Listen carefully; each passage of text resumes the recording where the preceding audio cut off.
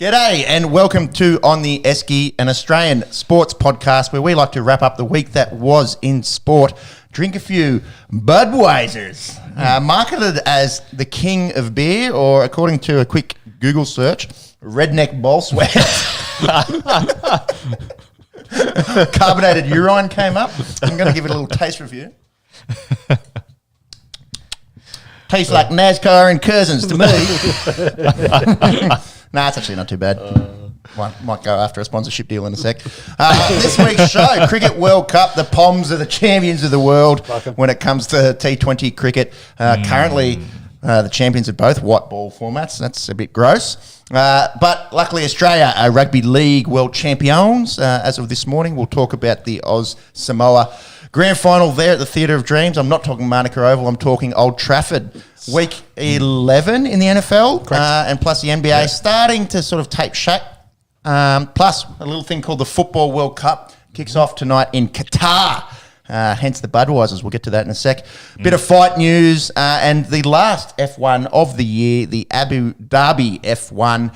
And we'll do a little wrap up, I suppose, of the year that was in Formula One racing. Please remember we have timestamps. You can skip to the sports that you want to listen to or just listen to the whole damn thing. Check us out on the socials. And you can also get a promo code for 20% off Carlton Draft merch, stickers, shirts, and the like. We like to start off the show by shouting a beer. Sean, how are you, and who will you be shouting this week? Very good, and I think with F1 going into the final race of the year, we'll cover more of the news at the end, but there's a lot of news being announced. And the big announcement that I wanted to shout a beer today was the new F1 Academy that they're setting up. It's a new race category, but the big difference is it's an all-female race category. So the goal, of course, is to eventually have a female F1 driver on the grid. They've added that into the race. Of course, it will be supported there with Formula 2, Formula 3, and of course Formula E currently, but they've got their own, which have had a few female drivers mixed in, but they've got their own dedicated category now for them, and it's being subsidised by the big F1 teams. I think each team's putting in $150K to then make sure that teams have cars to do that race for that category. So, looking forward to it. So there has been ladies before in the lower tiers of... not F1. Not an F1. But F2, F3. Obviously, I'm a nuffy with racing. And I think... Marks, can you chase it up? Yeah, you might have to confirm it. I think there was one in Formula E, and I have a feeling there was one or two in Formula 3. I think in this year. Sure. Obviously, Danica Patrick comes to mind in she's NASCAR. Yeah, so she was a bit of a trailblazer in terms of that. You think about 15 years ago, when maybe you were first starting to get into the UFC, maybe a touch before us, and Dana White was saying that he'd be dead before there was women in the UFC, and you got to sort of keep up with the times, I suppose. So it's a good initiative here by the F1 having an all-female race academy. Yes, you got a name there, Sophia Flörsch. Yep, I think so. Yeah. Was she racing in this year? She's not racing currently. German female driver. Yes, so she raced in Formula 3 back in 2020. She's now in the FIA World Endurance Championship. There's probably a few female races. It makes sense. Like, you don't have to be a big, strong, person. Do you know what I mean? It's more physically demanding, but it's the endurance side. Exactly. It's endurance and strength, and necessarily strength. Being smaller and weight is also very beneficial for you as well. So most of the drivers, they focus on high G loads, so that's what you got to maintain. And there are women fighter pilots, so that's kind of the equivalent. Jockeys. Yeah, we've seen the success of Jamie Carr recently. Michelle Payne won a Melbourne Cup. So make sense? Yeah, definitely. So on my shout a bit? Yeah, go for it. Yeah. Keeping up the sort of female trend and maybe slightly different body builds here. When I'm talking big, powerful, strong women. Our Aussie girls absolutely demolished the competition over there in the Rugby League World Cup. The Gillaroos, they played their final last night as well. So we'll talk about the boys in just a second.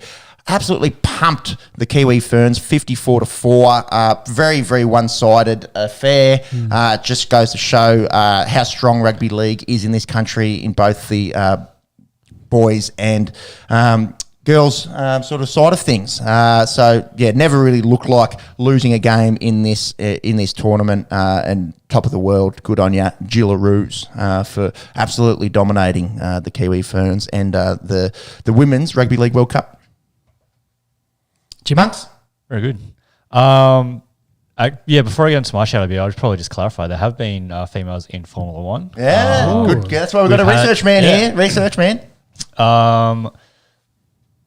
So there's been five females who have entered at least one Grand Prix. There you go. Yep. Only 2 of them have ever qualified and started a race. Okay. Yeah. So we're saying we'll go with 2 then to. Yeah, 2 that have qualified and 2 that started. have qualified. So number Names? 1, we've Years. got Marie Teresa de Philippis, 1958 to 1959. Long time ago. Race for Maserati, 5 entries, 3 starts, and then we had Leia Lombardi, 1974 1976. That's a few Italianos. Yeah. How good's that? She entered 17 races and started 12. There you go. So obviously it makes sense. It makes sense. Does, yeah, definitely. Invest in the girls, and it's been done before. There's no reason why there can't be another female F1 driver. Exactly, and bring it into the modern, I guess modern F1 to have the first since the turn of the millennium. So yeah, imagine Drive to Survive with a chick in there as well. How inspiring that would be for young girls. Oh, that, 100%. Yeah, want to get into a bit of go-kart racing or pursue that. Yep. Yeah, definitely. Anyways, speaking of F1, who you got? Sticking with F1. Not a female, but has grown his hair out a little bit over the last couple of seasons. I'm shouting. What are you saying? Nothing. He's saying that Sebastian Vettel has long hair. I am. It's a fact. You can see it in pictures. But yes, thanks for ruining the surprise. I'm shouting Seb Vettel beer this week. This is his last race of his illustrious career. 4-time world champion with 53 wins under his belt. 122 podiums. I'm just reading through his stats here. 57 pole positions. First entered F1 in 2007 in the United States Grand Prix. And this week will be his last race. So, just shouting Seb Vettel a beer. Prost. Yep, Prost. For a great career. On your Seb, enjoy. Did you mention the 4 world titles? I think that was the main. I think he said that. Yeah, that's the main I think I said thing. it at the top. Yeah.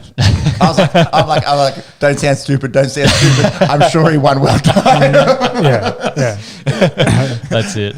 I think the caveat is probably retirement for now. Because he's actually how old is he? He's retired at almost the exact same age that Michael Schumacher famously did, and then Schuey came back 3 or 4 years later to do some driving for Mercedes, which then they've now turned into the powerhouse that they are. So that's 35? 35, yeah. So which kind of aligns, if he takes a couple of years off, with that new Porsche and Audi deal in 2026, if he wants to come back for a German outfit potentially. That's where the chat is. Little John Farnham retirement, you reckon? Yes. Come on back. You're the voice, try and understand it. Yeah, you win a world title, you get phone calls quite regularly about coming back and racing. Yeah, so. No, definitely. Just having that knowledge in and around the workshops would be amazing. Yeah, well, Alonso, the same thing. He took, a year and a half off, or almost 2 years, and then came back. So, yeah, they're never too far away. No, that's it. And the mop of the week. Yeah, mop of the week. Episode 100 last week. We didn't have one. We were feeling jovial, some more than others, perhaps.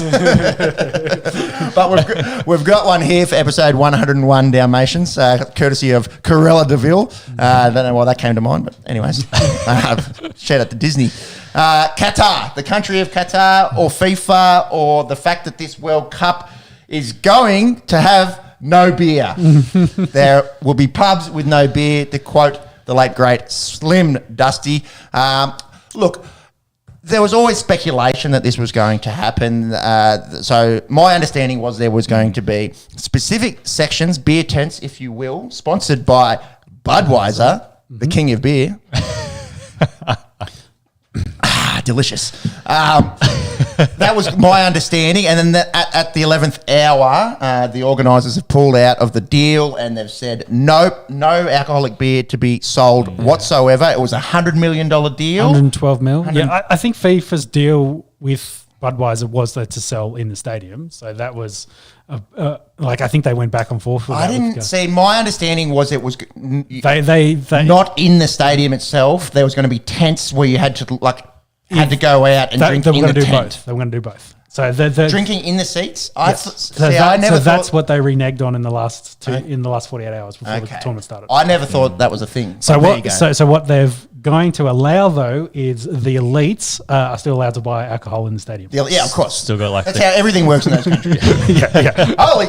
Yeah. So please don't kill me, Saudi princes. All the peasants in their seats can't buy alcohol in for the games. Rules for some and rules for others. Yes. Interesting. Yes. So, just see what you can find on that. What's interesting is because Brazil also took the same stance in 2012 that they wouldn't serve beer in the stadiums, and FIFA forced them into it. So it's kind of 2010. I thought it was 12. Well, it doesn't make sense. It's an Olympic year. Either way, Brazil. Whenever they went to Rio, Why would Brazil not have beer? Because I think one of the congressmen didn't want them to sell beer in the stadium. FIFA forced them into it. Really? Yeah. So they wanted to stick strong to their guns. I think the whole point is it was meant to be hypocritical at this point. But it's not unexpected at this point. Oh no, yeah. There was always, it's the elephant in the room, if you will. You guys see Budweiser's tweet? I did see it, and did they delete that show? Well, this is awkward. Yeah. Yes. Considering they pay that sum regularly whenever the World Cup cycle comes around. They're the official FIFA World Cup. They've always had it. Yeah. So, I think they've had it. So they're probably hitting up FIFA going, where's our money? Yeah, exactly. It was FIFA's still got to pay him for nothing, essentially, 2014. 2014. So I think it must have been 2012 leading up to it. They were pushing to not. They set that rule, and then they fought them on it, and then of course, it might be a crowd control thing. Probably we were in Barcelona on our Europe trip as younger blokes, and we're watching Barcelona play up in the nosebleed section. A few sort of half warm, foamy things down, and we just all looked at each other and just. Nothing was happening. And, so you're thinking, right, players. Well, no, they didn't sell alcoholic beer in the state, so we were buying these beers, Estrellas, that we thought had beers. And none of us really picked up that they tasted a bit funny, and that was our Barcelona experience. But you know what that was? It was the first game Neymar played for Barcelona against his old Brazilian club. Anyways, tangent there. Did you? There's probably a whole bunch of conflicting evidence there as to what the actual go was going to be. Yeah, a little bit. There's still a bit to read through. Back to your point on the Stellas. So Bud Zero is not impacted by this at all. So still selling Bud Zeros around the World Cup stadiums. But it seems just like, again, just the cryptic messages from Budweiser. Obviously, they've branded all of their cans and stuff for the World Cup. Tell you what, Budweiser, if you're seeing this, we would love if you sent a case, 10 cases down here, maybe 1% of that 112 mil, just 1% down here to the young up and coming podcast. Look, we wouldn't say no. Besides that, of course, there's been all the chat in Qatar about the accommodation that they didn't have enough. That's shocking. The tents and the containers. containers. That temporary accommodation for the budget fans. Budget fans, which is still like $200 a night. Yeah, it's not good. Not good at all. Desert. Not good. There's been the rumours, which more fake news, about not letting females into the stadiums either. Well, and hiring fake fans as well. The fake fans. Yeah, a bunch of fake fans. I think there's a report today that they're not actually paying their day allowance anymore either. So so I think these fake fans might disappear very quickly. You've got no fans. You've got no fans. They interviewed an English fan over there. He was an Indian bloke, and he was just like, our backline's in great form. Like, the backline's good. They've picked a good team. They haven't been playing well at the club level, but the backline's good. He didn't name a single player. Sounds like our analysis of soccer. I know. I was going to say. Run us through the Tunisian back line for our matchup. Thanks. Don't ask me for the name of the Tampa Bay O-line. Tristan Wirfs, he's one. Anyway, and Red centre. what was the other big one? Jensen, maybe. Anyways. And there's rumours. There's a lot of rumours floating around that the Ecuador team's been paid off to lose this game. I did see a bit of this. So Qatar plays Ecuador tonight to kick off the tournament.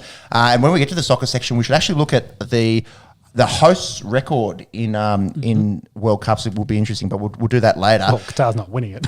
They're not going to win, but they've got the Netherlands in that group. Yes. You wouldn't think they get past them, but then they've got Ecuador and someone else that they might be able to get past. Senegal.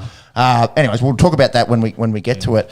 But yeah, the whole thing's just sort of the whole thing stunk for years, and now just in the lead up to it, it's really starting to stink. Yeah. And the whole elephant in the room, I suppose, as well. Second time I've used that phrase. Anyways, is all the treatment of the migrant workers, and that's really been swept under the rug. True. And the media during the week trying to do live like crosses and things like that, and the locals trying to shut them down, can't film here and stuff like that. And then it's like, well, you invited the entire world here, so exactly. What did you expect? It's look. I just hope a shit show. It's going to be.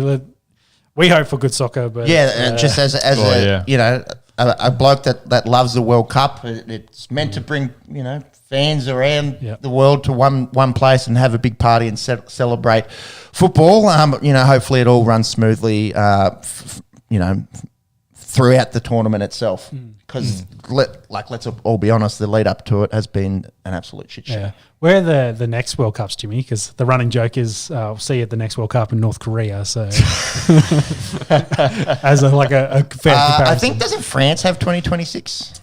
It's the Americas. So US. I suppose it's main host, and Mexico and Canada will. Yeah, and it's a 48-team one. Yes, that's when they bump it up. Yeah, true. Maybe Italy will make it. I was thinking Rugby World Cup's in France next year, and the Olympics. Yeah. Wires crossed. Well, should we talk some cricket? Yeah, might as well. Yeah. Should we talk some cricket? Oh, yeah. England have won the T20 World Cup against Pakistan. We're sort of just leading up into it last pod, and there was rain about, and we thought, are we going to get a rain unaffected game? Yeah, well, the weather stayed okay for the game. It drizzled a fair bit throughout the game, but not enough that anyone cared about. So. Exactly. Pakistan made a measly 8 for 137. Babar 32. Rizwan didn't make much. Shan Masood 38. Sam Curran, I believe he got player of the tournament. 3 for 12 off 4. Pretty special the way he goes about his white ball business. He's not overly quick, doesn't generate much bounce. He's not that tall for the so-called fast bowler, but just his change-ups, his variation, his line and length is very, very good. Set England up for an excellent start. Any thoughts from the Pakistan innings? Unders. We talked all tournament that 160 was par score, and in the final against England, where they bat so deep, you'd want more than that. So to be under that, it was always going to make it a tough task. And then England, I think, batted slowly and more methodically throughout their innings, but Pakistan losing their captain, their fast bowler, and that really hurt them with a knee injury that looks like another. To me, it looked like a non-contact ACL. Dr. Shaw. Yeah. And then he tried coming. He would have had scans. I could probably chase that up. Yeah. Well, they said he's going to be out significant time, so it's probably something bad in the knee. But he did try coming back out and bowling after that, try to lift the team, but he ran down the pitch once and was like, yeah, I'm done. And at that point, I felt like Pakistan were done as well. Has been cleared of serious knee injury. Very good. That's good. Yeah. Because he'd actually done his ACL, I believe. Had he really? Yeah. Big Shaheen Shah Afridi we're talking about, of course. Yeah, that's it. Again, similar to India playing England, they just weren't really able to capitalise on the power play. Weren't really able to get those quick runs early. And we're sort of on the back foot. What's that bottom there? What's a forced knee flexion? So your knee move. Is it kneecap? No, so flexion and extension are the two movements of the knee. Flexion is making the angle smaller, so bending of the knee, and extension is going the other way. So when he dug it into the ground and it was closed up, there's a lot of things that can go anatomically wrong there. Yeah. From someone that semi-knows what they're talking about. Well, I hope so. Anyways, the good news is for the big fella that he's avoided serious knee damage. You are right, though. A lot of the ACLs are non-contact. Yeah, and when his knee dug into the turf as well at that point, and he rolled over and you're just like, that looks... Didn't look good. No, not at all. He tried to power through it and couldn't do it because he really, when they came back out, you could see Pakistan, he ran back on the pitch. You could see them all lift. He's their spearhead. Exactly. And then when he went off, he's their best weapon with the ball. He bowls. What did we say? Wheels. Yeah, wheels. We said that the Pakistan quicks bowl more balls over 140 than anyone in that tournament. Yeah, and they were swinging it like crazy. They were giving England real fits with that. But once he left, Ben Stokes was at the crease and... they really needed that wicket of his to make a difference, and they couldn't do it, and England cruised to an easy victory in this. And I thought post-tournament that we, as the Australian fans, were probably robbed of that Australian-England game, what potentially they could have changed both our tournaments, but the way England played, they were probably going to put us to sword anyway. Yeah, I suppose you could say we were robbed, but on your day, anyone robbed of the contest is what I mean. Robbed of the contest, robbed of the contest. We're just talking about weather, so you can't control it. But it does go to show the, it's 2020 cricket. If there's a little bit of rain about, every single over, every single ball counts. So if you start off your tournament by getting your pants pulled down by New Zealand like we did, it was always going to be very difficult. Yeah, or if you bat slow through the power play period, then it really hurts you if the other team bats quick and then the rain comes. So, so England are champions in both white ball formats. Hate to see it as Aussies, that's for sure. Monks, do we have any stats? Did you get a tab open on that, or should we? Would you do a bit of waffle? Do a bit of waffling if you need. Do a bit of waffle if you want. So Sam Curran, we spoke about him getting man of the tournament. I think top of the head, he might have had 13 poles at fuck all. But if you wouldn't mind bringing up... Didn't Vera win something? He might have got the most runs. Vera got the most runs. There you go. You lied to me then. You didn't have a tab at all. I had a tab with the match. So Virat was the top run scorer. And again, when we go through this list, there's the big caveat of a few of the Sri Lankan and Netherlands players. Yeah, the Super 12 versus exactly. Would have scored more runs. Do you want me to find it? I think I had it. I had it up a second ago. I'm all over the shop. I know. You okay, man? These two struggling to get it up. I don't know. Always. Take long, did it? It's like it's always on your mind or something. I don't know. Well, you just make it too easy. It's too easy. It's too easy. It's too easy. What were we talking about? Players that did well in this tournament. So Vera was the best batsman. There we go. 296 runs at 98.66, if you don't mind. He only got dismissed 3 times. Return to form. Did you hear the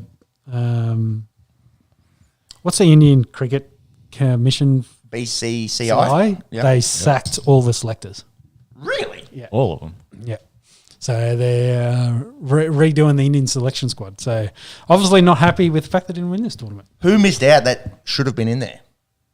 Yeah, well, I don't think they're selecting much of a different team, honestly. I don't know. On paper, they look fire. Like it's T20 cricket. It's hit and giggle. I don't know whether it's... It doesn't matter. Whether it's just a because we didn't win, it doesn't matter. When we won last year, it mattered. It's real cricket then.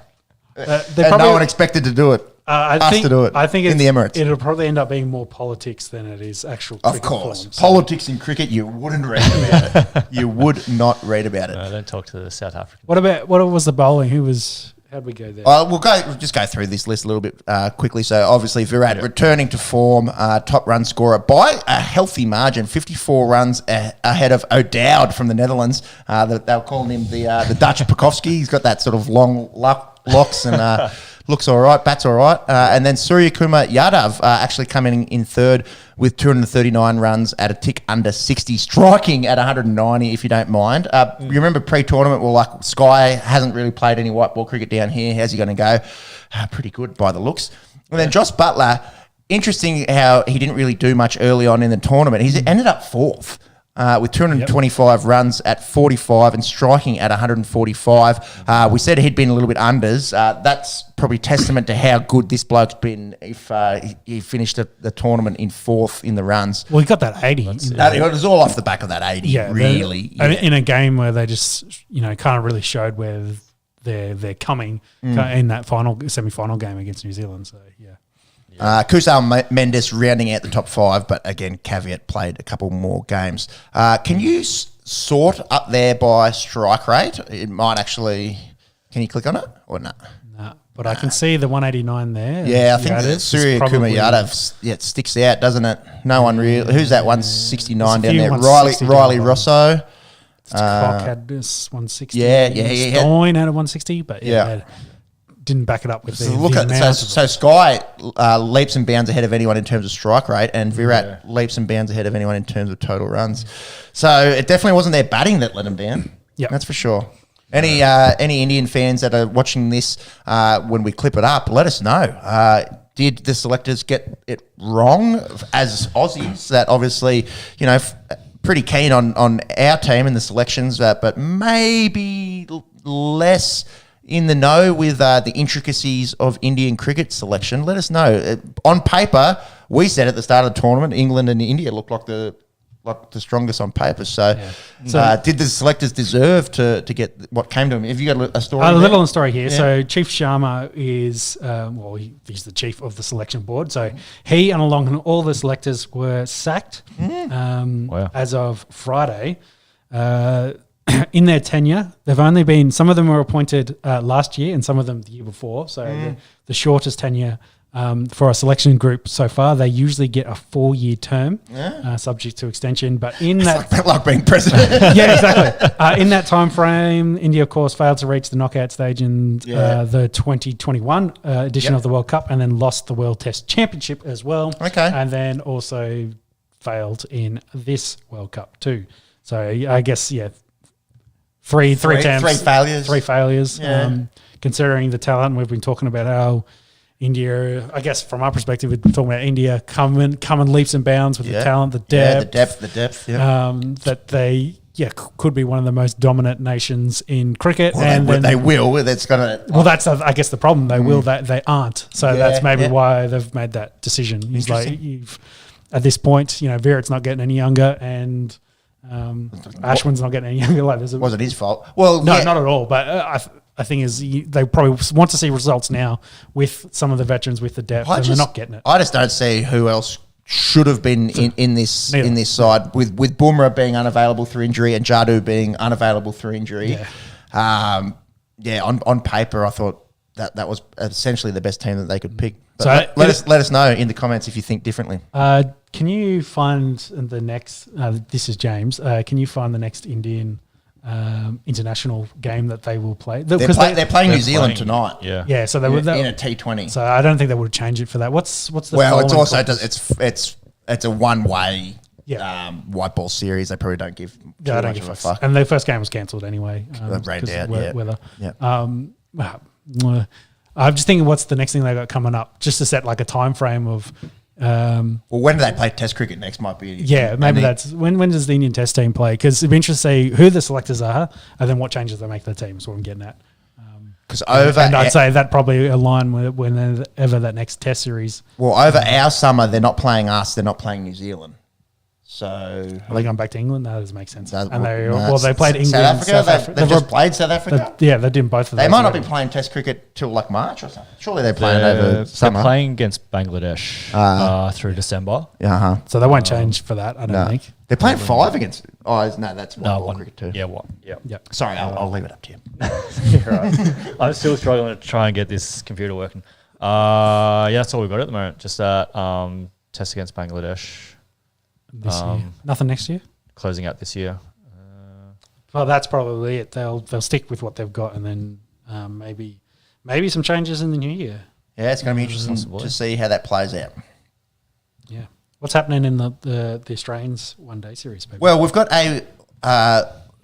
It's kind of seems like it's been tacked on to the end of the World Cup and before our sort of test summer starts. We've got this 3 ODI games against England, which kind of, I don't know, you don't want to say it means nothing whenever you're playing the old enemy, but it kind of seems like it's just jammed in there to get a little bit more cricket. However, we're winning. So, as per, 5 minutes ago, it means everything. It's massive. Who cares about the World Cup, etc. The big thing out of this is Steve Smith, aka Smudge, has been back, baby. The first ODI, Australia won that by 6 wickets. England 9 for 287. David Milan, very, very good. 134 off 128 balls. No one had more than 34. He really carried that innings. And Zamps 3 for 55. And then the Aussie top order, they pretty much all fired and did it pretty easy. 86 for Warner, 69 for Travis Head. Nice. His ODIs at the Adelaide Oval, one measly 8 in there, but the other 3 knocks had that 69, 96 and 128. He's averaging 75 in international ODIs. At the Adelaide Oval, obviously he's South Australian. That's his home, home ground for him. And Smudge had 80 unbeaten in that one. Australia cruised to a 6-wicket victory. And then in the second ODI, Hazelwood gets the nod as the skipper. We bat first. Cummins rested. Cummins rested. I think it's the caveat there, of course. Interesting as well, looking at that team that has, because Carey's had a bit of chat around getting some captaincy. Smudge. Is he allowed to? Is he not allowed to? Same question for Warner.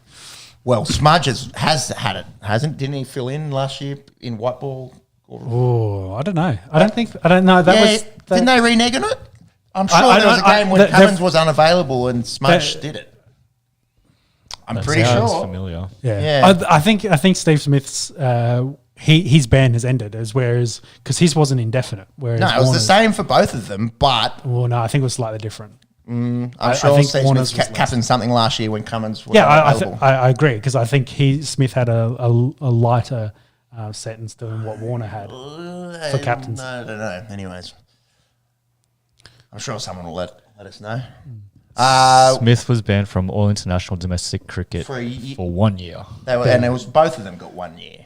No, I think Warner's was. I think it was Warner one. Warner was a longer one. Was it? Yeah. Fuck you, baby. Chase it up. Chase it up. Well, and no, the ban doesn't matter either because we're talking about the captaincy. Yeah, well, the ban for skipper because I think Warner's ban for skipper was longer than Smith's. So Smith, I think, is free to, but then they've also got the how it looks. So yes, I think you're probably right. He did fill in at one point because I think his ban had ended. But like you say, you can't really name. Well, and this as a fill-in, it's probably fine for him to fill in again. He's not going to be named as like the replacement, the face. He's not going to take Cummins' job. That's what we're talking about. Possibly. Monkey's reading a fucking essay over there. Maybe we'll change this up in the week off. Either way, we still won this match. And Mitchell Stark. Yeah, it was very good. 4 for 47. Smudge 94. So far in these 2 games, a tick under 200 runs, dismissed once. Yeah, I don't know. It raises some very good questions about why did Mitchell Stark not play in the final game of the T20. Yeah, he, I think, might have said he was a little bit frustrated as well, as you would be. Showed with the ball in this one. Because didn't he get a wicket in his first over? Yeah, I believe so, because England were 2 for nothing. Yeah. Not 2 for nothing, but they were 2 for not much. And then I think he took a pole, not clean bowled straight after that. So yeah, big questions around that.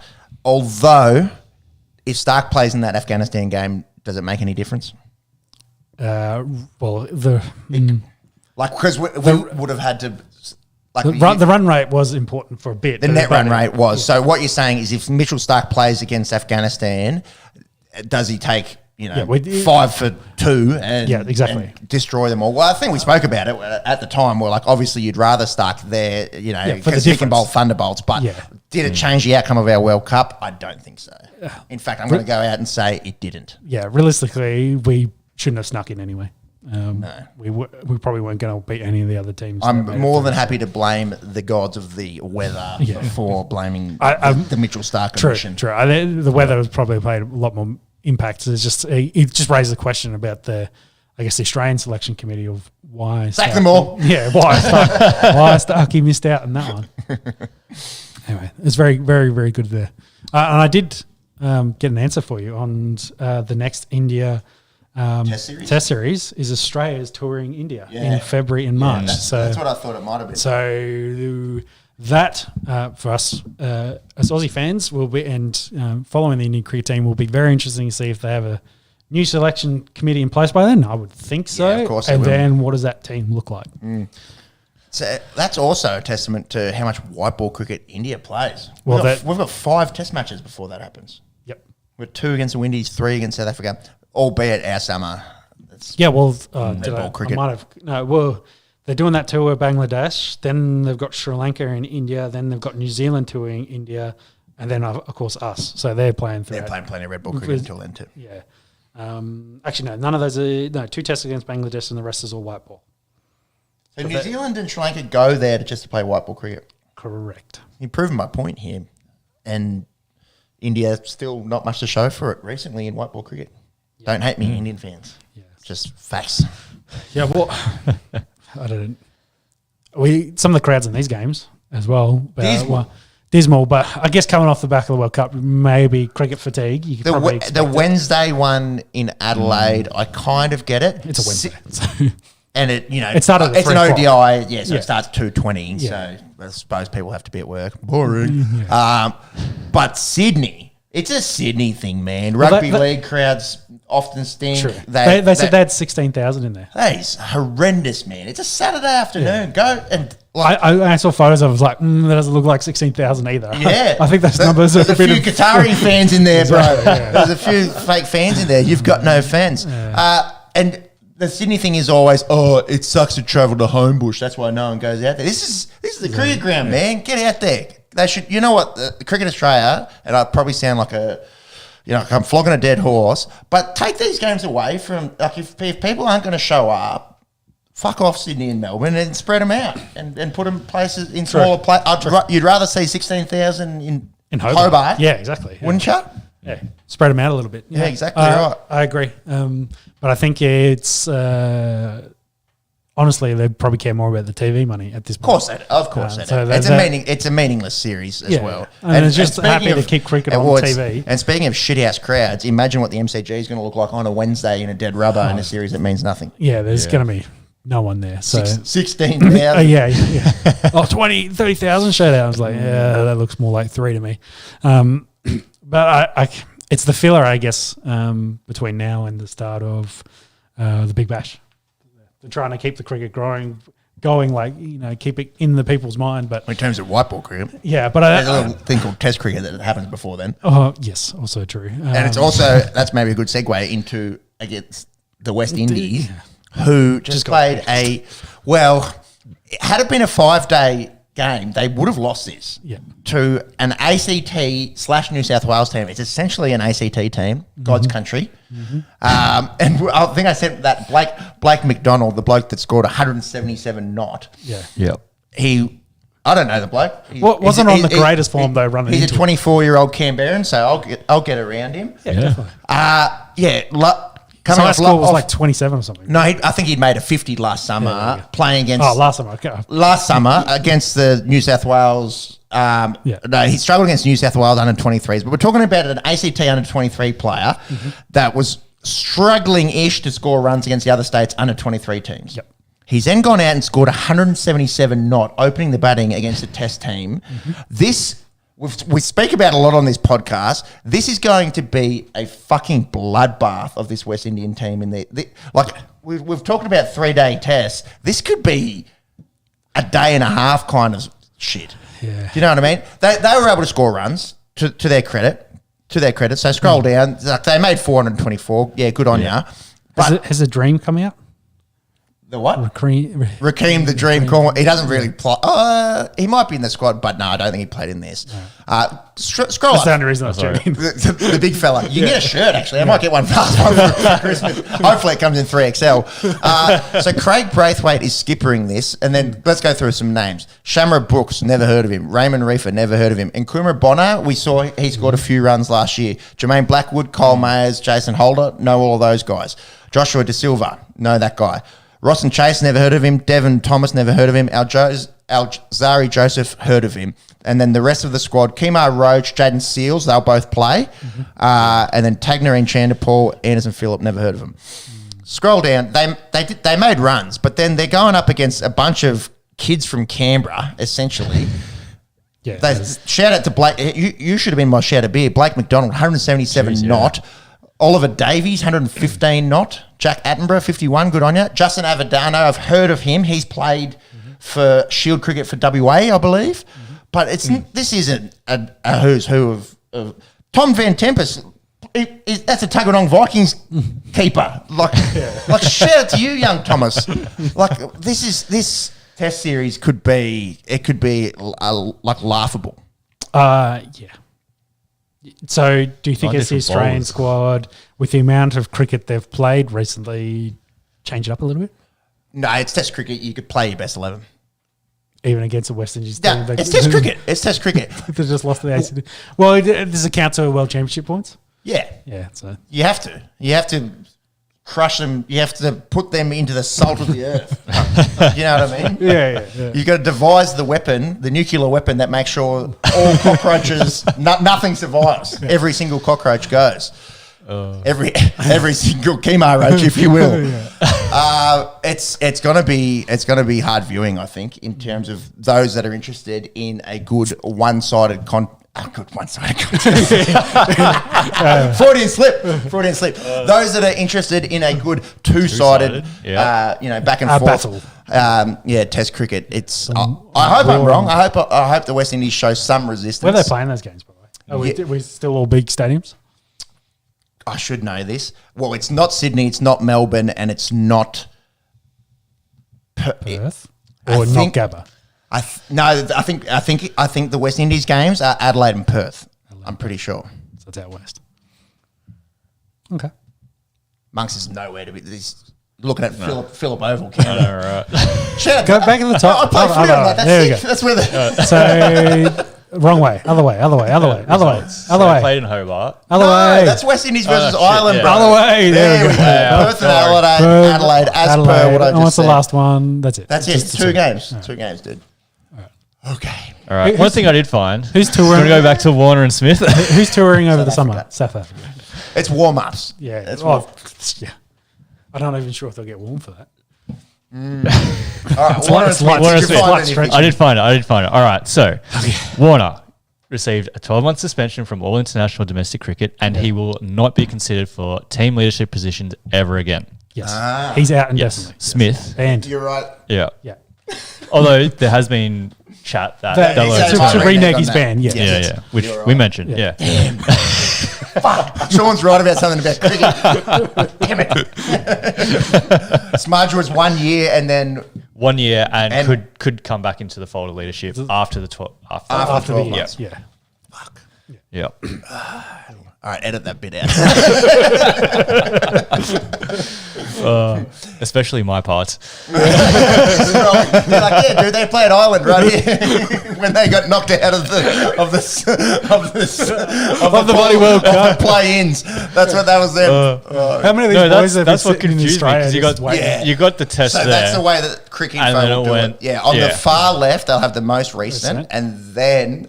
So they've got another game against that is very confusing. In Monkey's defence, I know no one can see the screen, but that is confusing. Yeah. Well, they're playing the PM's 11 on Wednesday, so hopefully they can have a better showing. Well, it's a 4-day game as well.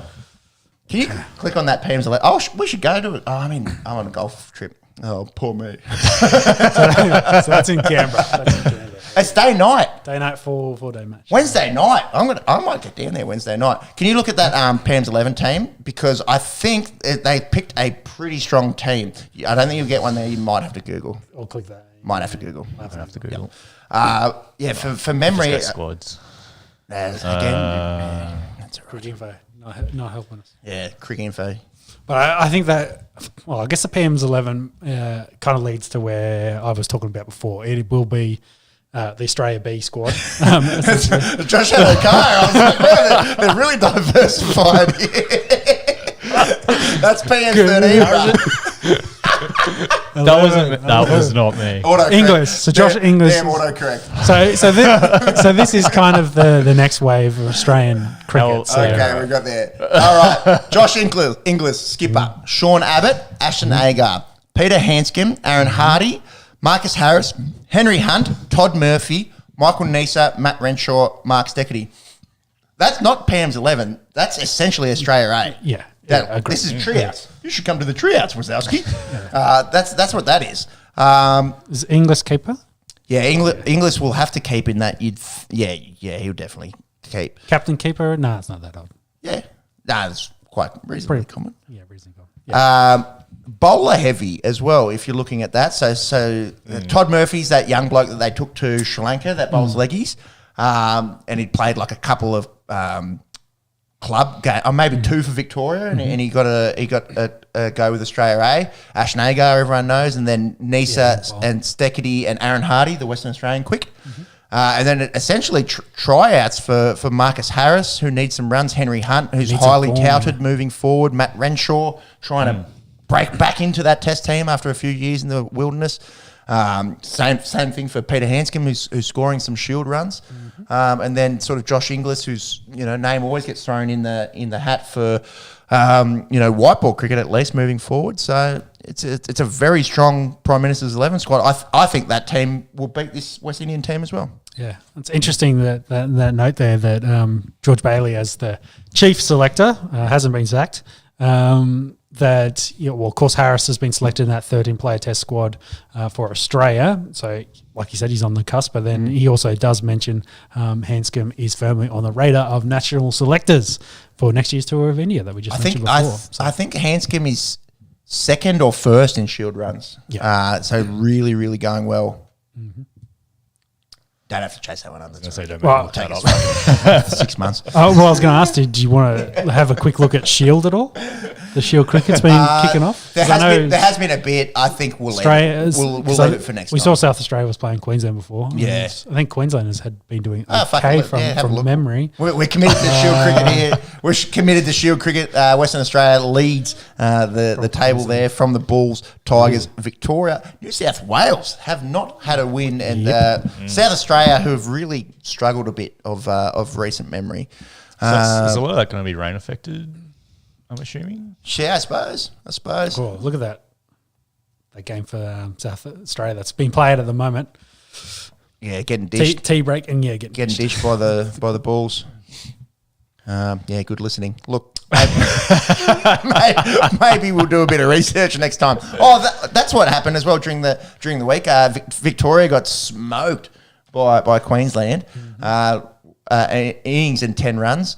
Click on that one. That was because we did speak about that in the group chat. At least there was must have been some landmines up at Alan Border Field up there. Who was doing the damage? Michael Neser. Yeah, so he's been on the cusp for a while. Oh, and that's right. Marcus Harris got ducks. Yeah, Harris got duck and one, I think. Yeah. Chandra Singer, good on him. Hanscom got 5 in that one. Chandra Singer top scored with 16. The future is bright. Scroll down now. Go back to that. 63. Who did the damage in that one? Neser 4 for 22. Thanks for coming. Yeah. Oh, Steckety 5 for and he got picked in that squad as well. So West Indies. Look out. These boys coming at you. Look out. These boys coming at you. Let's go. Yeah. Who got the runs? It's kind of shared there. Barunda Sandhu 42 with the stick. How about it? And then go second innings. Renshaw, Labuschagne, not a whole lot there. Yeah, not much top order there. Landmines. Scrolling, Will Sutherland top scoring with 48. This is great listening. Just keep going. Neser 5 for 48. Yeah. So Neser had 9 and Steckety had 6 in the game, in the match. Yep. Good little impromptu shield chat there, boys. Watch out, West Indies. Oh, it's going to be a joke. But that actually brings me back to one final point I did have. If, say, we had to play Test cricket instead of against the West Indies, against England or India, or even if there's, South Africa was going to be, say it was a 5-match series upcoming, I don't think this white ball series against England would be happening. Do you know what I mean? Yeah. I think that our selectors and Cricket Australia is like, yep, let's play England. These boys don't need to be playing red ball cricket because we're going to dish these boys anyway. Yeah, I agree. Yep. Anyway. Definitely. Does that worry you then for that Indian tour? Nah. Or worry you've gone into South Africa? No. That's probably the better question. Sorry. Well, what would you rather them do? Not play Test cricket and play Shield cricket as preparation and not have this series? I think they're going to use this as their batting practice. Yeah, okay. For the South Africa series, which is then warm up, and I shouldn't even say warm ups. Like that's going to be hard. South Africa has got a good record in Australia. Have beaten us the last 2 times they came out here. They've beaten us. Yeah, that's a legit series. Yes, but it's just it all goes back to the state of West Indian cricket at the moment. Yeah, especially red ball. Yeah, agree. Definitely, it's probably enough cricket. Yeah, from one World Cup to another World Cup. Yeah, let's go. Cup to cup. The best soundbite in the podcasting world. Boys, Australia are once again rugby league world champions after beating Samoa 30-10 overnight at the Theatre of Dreams. Sean, I was listening back to our podcast from last week. I believe you said something like 30-12. Fucking pretty close. Yeah.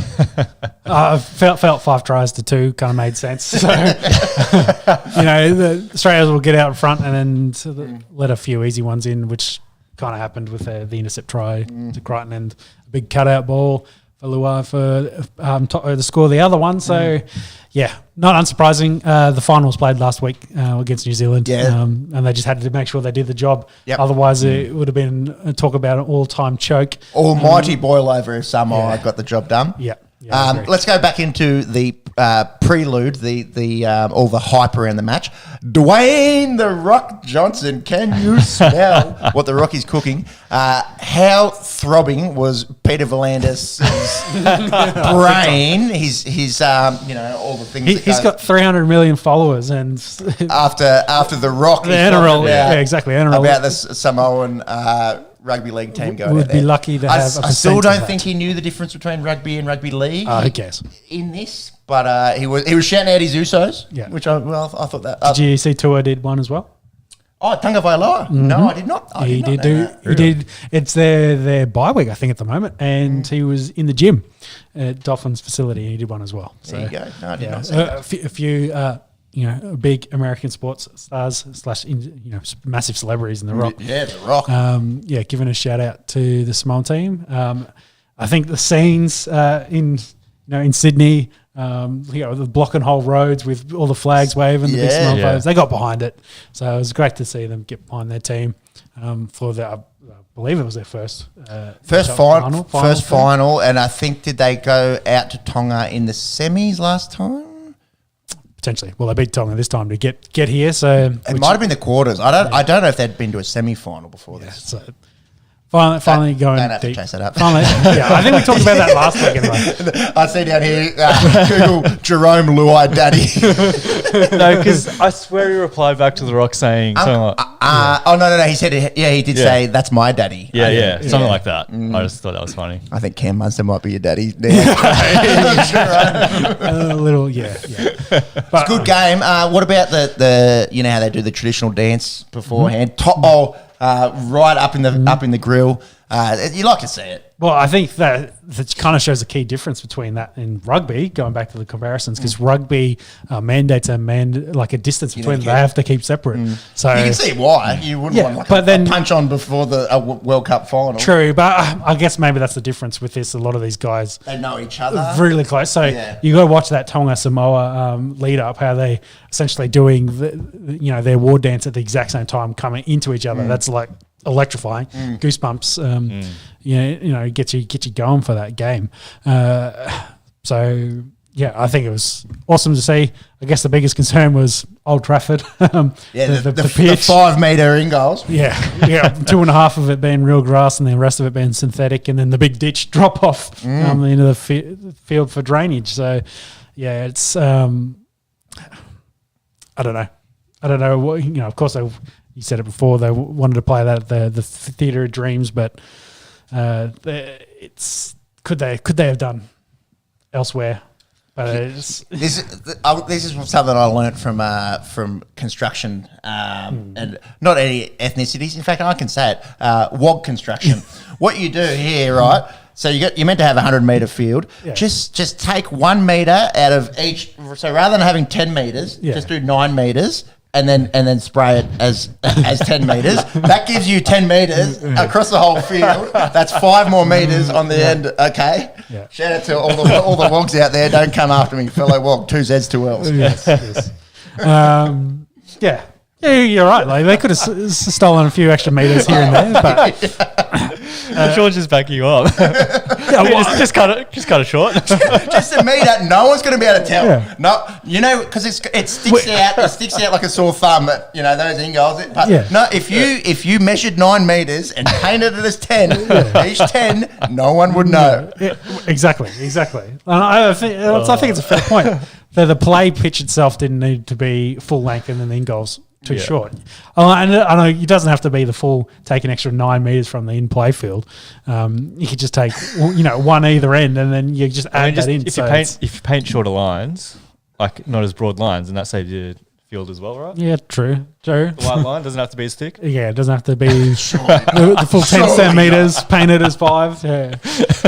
Make it difficult for Vossi on the call. Anyway, there wasn't too much else to write home about this game. Australia did the job with what they needed to, winning their 13th. Did we work it out? I think 12th. 12th? Can you chase that up? But it's been 9 out of the last 10. Yeah, it's we're the best country at this. Keep the domination going, and hopefully we will see some of these nations kind of keep moving their way up to get to the kind of level that New Zealand is, so we can have some competition. That's right, and that's where the rugby toffs, the RM Williams wearing, pop their collar, private schoolboys, 3 private schoolboys. That's where all they come along and say, "Oh, you've got no international game. You've got no international game." It's not incorrect, but yeah, it's a fair assessment. Yeah. It's a fair assessment. It was Australia's to lose the whole time, and the Australian public. Could you imagine the news this morning had they have lost? When you've got a Nathan Cleary would have been he would have been hung, drawn, and quartered. 100%. Look, it's I suppose it's just the state of rugby league. It's really only played in the north of England, in Australia, obviously, New Zealand and the Pacific Islands. Yep. Yeah, agree. So it's kind of just the way it is. It has, however, given me this slight iota of interest in the Rugby World Cup, which will be next year in France. Yes, I agree. I'll just quickly shout out to Trell Mitt, 2 tries, very good. Yep. James Tedesco, 2 tries. Whose man did they give a tournament? It was Golden Boot, wasn't it? Oh yeah, can you chase that up? Because I think it was it Joseph? Manu. Actually, I think he might have won it. I think it was Joey Manu. I did say that during the week. Yeah, because I saw the picture of it, and it was a bit of a shit show of like how they did the presentations for it. They had like a shitty small banner, and it was kind of like, I think they just impromptu threw together, and it was like, here's your trophy, and then that was it. I was like, under 12s. Yeah, exactly. Div 2. Yeah, a few of those coaches awards. What was I going down? Trell Mitt, Teddy. Liam Martin scored again. Liam Martin got another one. Yep. The Temora Terrier. Yeah, how many? It's 9 out of the last 10 I saw, and I think it's 12 now. We've got total 12. And that's as of 12. today. As of today. And what New Zealand has? Actually, is it as of today? New Zealand has 12 2 and England has 3 or something. It's pretty one-sided. Yeah. New Zealand has 1 and Great Britain, mind you, not England. Great Britain has 3. So it's pretty one-sided, but it's good development of these Pacific nations in Samoa and in Tonga, and anyone that says, "Oh, they're born in Australia and they shouldn't play for them, the dinosaurs," should fuck off, because it would really be one-sided if all the Samoan and Tongan Australian-born players had to play for Australia. That is a bit of a talking point, because it came up again during the week that they should change the state of origin rules for that. If you you're under 13, you're in this country, even though you weren't born here, even if you want to represent who the fuck cares about who you want to do international, If you've lived in Queensland or New South Wales under 13, then you're right to represent your state. Interesting. So Yeah, essentially eliminating the international play of it. So allow guys like Victor Radley to come back, and then But kind of it pushes. wouldn't be for him because it's tier 1. No, like eliminate that. So No one cares about internet. No tier stuff. Yeah, so that conversation kicked off because you're now seeing Samoa kind of in Tonga entering that conversation. You don't want to make them a tier 1 and then rule all these guys out. Oh, could you imagine? Exactly. So it's just like, but who cares about the international in that regard? Like let the international guys play for the international teams and don't force them to have to play for Australia if they don't. Yeah, I agree 100%. So, If you had stringent rules around around Samoa and Tonga, like Lebanon, like how many of these guys live in Lebanon, or how many are Lebanese ancestry people from Sydney? Yeah, exactly. Same with the Italian team. And I think for our country, especially being as multicultural as we are, It's great. I think it's good for multicultural. So we shouldn't limit that in that Yeah. way. It's just like, hey, if you grew up in the state, you're under 13, fine, play for the state. If you want to play for any of the international teams that you had some heritage, cultural, or I've covered it, heritage and cultural lineage, any of that, then you're fine. Who cares? I think that's all above board, honestly. Definitely. Yeah, that definitely promotes the international game, and then it also makes it so much easier for us to talk about eligibility for state of origin. Yes. We just have to check some birth certificates and birth dates to make sure it's all correct. Game itself, Crichton getting the 10 in the bin. Thoughts around that one? Yeah, a fair leading elbow was. Yeah. It was, above the horizontal, as you will. So, it copped him fair on the chin, and I think he knocked the dude out, and he didn't come back. So I think it was fair for the sin bin. Should it have been a send off? Yeah, some chat about that. I think from was it Matt Parrish, the Samoan head coach. I think he's like, hey, we lost our guy. They should have had the same. Probably not, because I think it was more like, I think you said it there earlier. Reflexive, defensive, not like he wasn't throwing an actual elbow to knock the dude out. Like if it was an actual initiation of a fight, then more than welcome for the send off. Yeah, great. I think either way, it didn't matter. And the context of this game, as they do in the World Cup, I think that was sufficient. Yeah, and in this game, it would have made a difference. Oh, it's 14-0. If you go to 12 men, maybe when that happens. Just more room for Latrell and Adokar to run right. What they have one less play, take the ball out of Crichton's hand and give it to Trell mid. Yeah, exactly. Just pass it longer. Give him a bit more room, a bit more expansive football. No. Well, that's the Rugby League World Cup. Look, I still thought it was an interesting spectacle, but obviously the international game still not quite what it is for the 15-man counterpart. Luckily, we live in this country, and obviously all three of us think the NRL is far more entertaining than local. But I will give the big caveat here was at least their fans showed up for the games and had crowds. You don't get those crowds at NRL games, that's for sure. True. Yeah. Week in, week out. Sydney. Sydney. Fucking Sydney. Too many teams in Sydney. Speaking of a team not to be in Sydney but somewhere else, give us me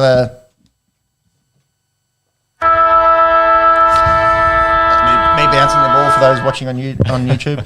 Tasmania, it's pretty much official, is going to get a team. Tasmania's government and the AFL have reached an in-principle agreement on the commercial terms of the state's bid for a 19th licence. Everything else is still up in the air, essentially. Yeah. Well, I think that deal is essentially pending the stadium. Yes. So and because the state government has already said that they will commit half, so they need to build a $750 million stadium, and the taxpayers will pay half of that, fit the bill for half of that. So they need to then, the club, AFL, and they need to then work out the other 375 mil, which is probably where they're got to work it out at the moment. Where do they get that extra money from, the extra 375 mil?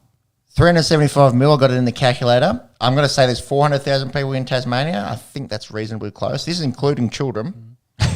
Per person, that's $1,000, including children, to build a stadium. Interesting. Yep. Yeah. Quick maths. Taxpayers' money. Yeah, That's how it all works. it's a pretty cheap. I think a lot will be like, I'll give you 10. Do you know what I mean? Like it's like an extension of Victoria down there. There's one code of football in Tasmania, and that's Aussie rules football. Yeah. The other flip side of that, though, of course, is besides all the extra revenue for construction to actually get the stadium done, then all the entertainment value and all the shit that goes around the stadium. You know, the government's with their funny money in their budget will have accounted for it correctly. Well, but you will have like a major sponsor of the stadium that will put in a huge, big chunk of cash as well, just like Perth and Optus, and which is probably where they sure, need Optus to. has got plenty to splash at the moment. Which is where welcome to Medibank Stadium. more than Medibank.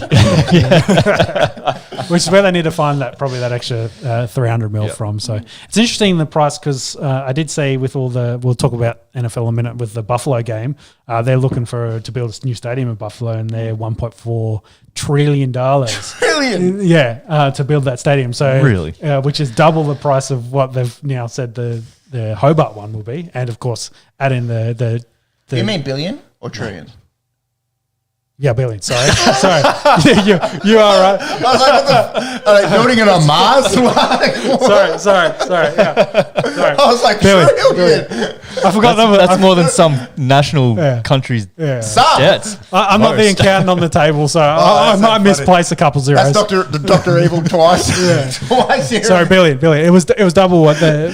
Sean, $1.4 trillion doesn't exist. It's a double what they're saying that. because they're talking about why don't they build a dome stadium in Buffalo? Mate, would make sense. Yes. But yeah, It's good to laugh.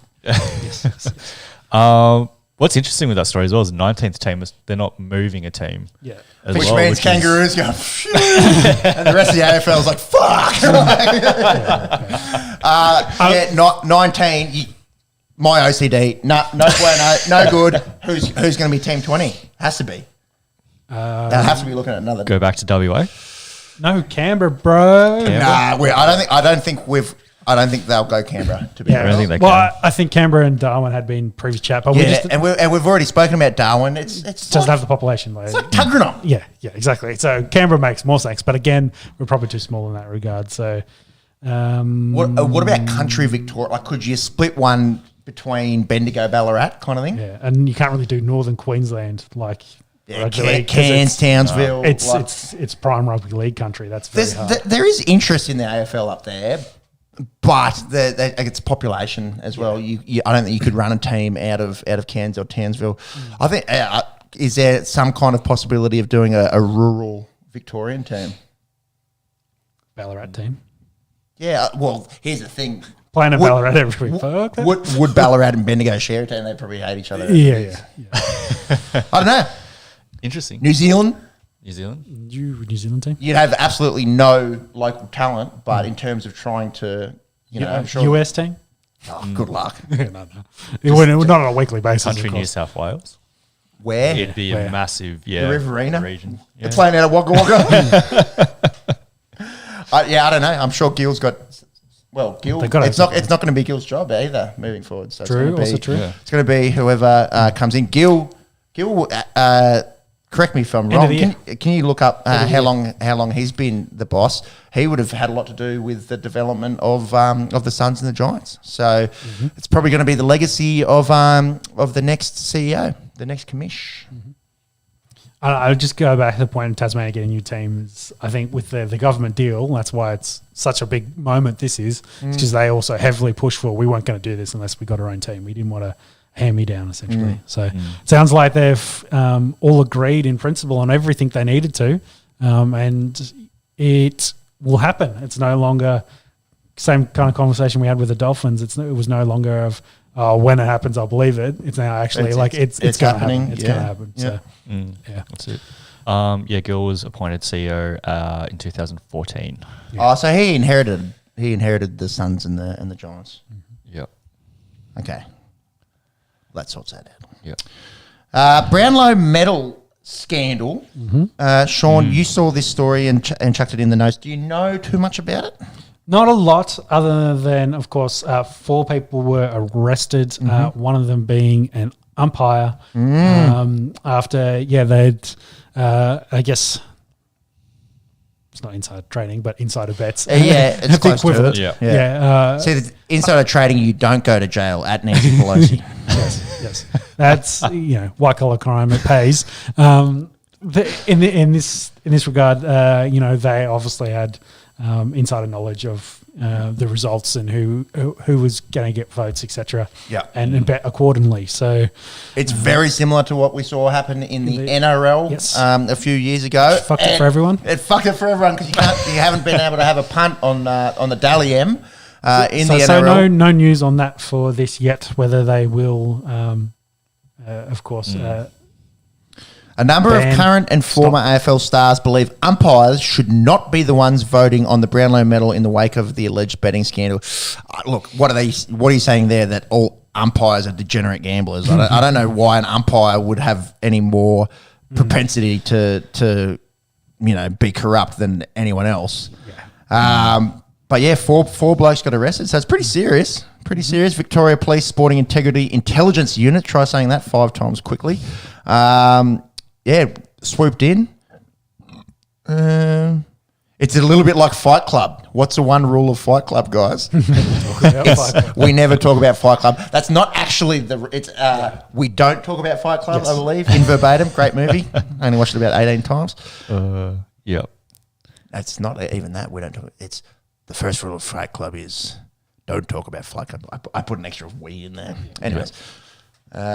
Potatoes. Yeah, look, I think probably the only thing that's going to come out of this is more outside sort of scrutiny on betting on the Brownlow. And obviously match fixing is quite difficult to do because you've got to approach a player directly, and then in team sports, obviously it's in cricket, it's been a big thing. Yeah, but not match fixing, but more so like spot fixing, as in like for first goal scorer versus behinds, or like no balls, like shit. But throwing actual games is quite hard to do. In T sports, very hard to do. It's very hard to do. Whereas in something like this, where someone is privy to information, it'd be knows the result beforehand. Very easy to a few shady fellas. If we knew the result to the lotto, we'd probably put some lotto tickets in for those results leading up to it. Possibly, just maybe. Possibly. Homer Simpson, he once got a winning lotto ticket, and he could only buy one of the peanuts, and he got the peanuts. Essentially, the story to Back to the Future. Back to the Future, like follow that same story. So yes, it's interesting, but I suppose, like we've just said, anywhere where someone has insider information, there's always going to be that temptation, I suppose, to leak said information. Yes. Yeah. Or to use it for their own gain, unfortunately. All right. That was only a little AFL tidbit, but congratulations to Tassie, all the AFL fans down there in Tasmania who have been waiting. Yeah, not a lot happens in the AFL season. Not as many degenerates down there getting in trouble and making news headlines. So. NFL, on the other hand. There's a database of NFL degenerates. And it's a long fucking list. So speaking with NFL Week 11, Jimmy. Ladies and gentlemen, you'll see I'm wearing my Green Bay hat. After they beat your new team, them boys. I put the curse. All it was a strategic firing. I'm pretty sure Aaron Rodgers watched that video, actually.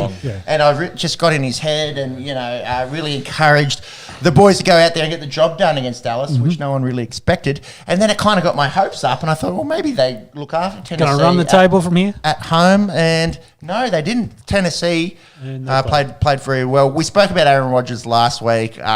His accuracy is visibly down this year. Getting booed at Lambeau. I don't know if that's directly at Rodgers or if it's at the offense or the play calling, but the product. Yeah, the product. It was hard to watch it at times again. And look, after 3 13-win seasons, 2 MVPs, no Super Bowl, like not even making the Super Bowl, no rings certainly in recent memory. Obviously, the one back in 2010. Does Rodgers need to take more responsibility? We sort of asked the question last week. I thought about this on the way over, and then I was like, what have they done to help him is the other question. And famously, we talked about... That's always been the question, right? All the defensive picks. And, yes. Yeah. And you saw it this week. They won against Dallas, and then Amari Rogers, out the door you go, and he gets picked up by someone else. Fringe player, but when your leading receiver is Randall Cobb with his A-frame, Alan Lazard, actually, in terms of yards, is the leading receiver. And I mean, in the game the other day. So Randall coming back was. Yes, I think for yards he was. Yes. Yeah, but he's not that old. I don't know. I'm giving. He's our age. Yeah. And for a guy that got rid of and then didn't want back and were forced to take him back here. Dreamy eyes, actually. Yeah, so it kind of sets the scene. But I guess that's kind of the reason why they took Watson in the second rounder. 5 touchdowns in 6 days. Can we talk about Christian Watson? Because that man, you remember the first play of the season, offensive play, he was wide open. Would have been 75-yard touchdown, dropped it. Rogers obviously, gave him the bad eyes. They had to turn off comments on his social media and shit because people wanted his head. Nothing better, vindicating for him to go out and show, look, I've actually got a bit of talent and belong in this league. And, caught 5 touchdowns during the week. Yeah, and leading all rookies now for touchdowns at the wide receiver position. So, you remember how I said, I was going to shout someone a beer? Yeah, it's written in the notes. I may shout him a beer. Well, enjoy as well, along with the Gillaroos. Yeah, a great red zone threat. I think he only got... Did he only get the 2 catches, 2 touchdowns? 2 and 2. And the other game was he had 4 receptions and 3 touchdowns. Yeah. So pretty good ratio there. Yeah. So I guess the question following this, they did lose. The Titans moved to 7-3 behind the King, who also threw his own touchdown. He needs to win an MVP at some point, and QBs usually do it. So throwing some touchdowns will help his case. Yeah, same amount as Kenny Pickett. Yes. So...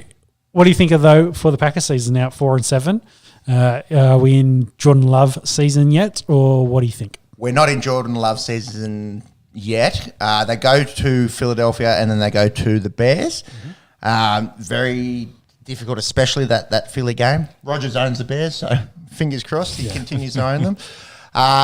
Look, they're 11th. They're 4-7. You'd think that might be season done, but there's still actually only 1 win behind a wild card. So the season, I think that's the main point. Is long from being over. Yeah, but I think their bye week there, that's probably the telling point. Yeah, maybe. Yeah, and then they've got 4 after that. Drop that Philly game. You're 2 games behind, and maybe some other results pushes you out. And then if heaven forbid you do lose the Bears, then you definitely you'll be 3 games back at that point, and you'd be thinking mathematical leading into.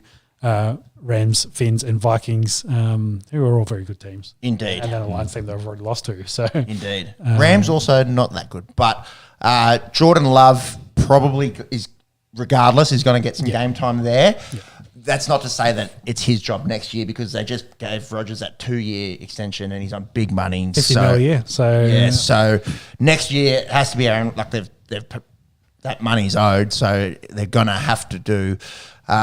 Keep going with him next year, and it's going to be the same way that he came up under Brett Favre, and the master will have to teach the apprentice. I will say those contracts are about as worth as much as they are the piece of paper they're written on. So, if the Packers want him gone, I think they could figure it out.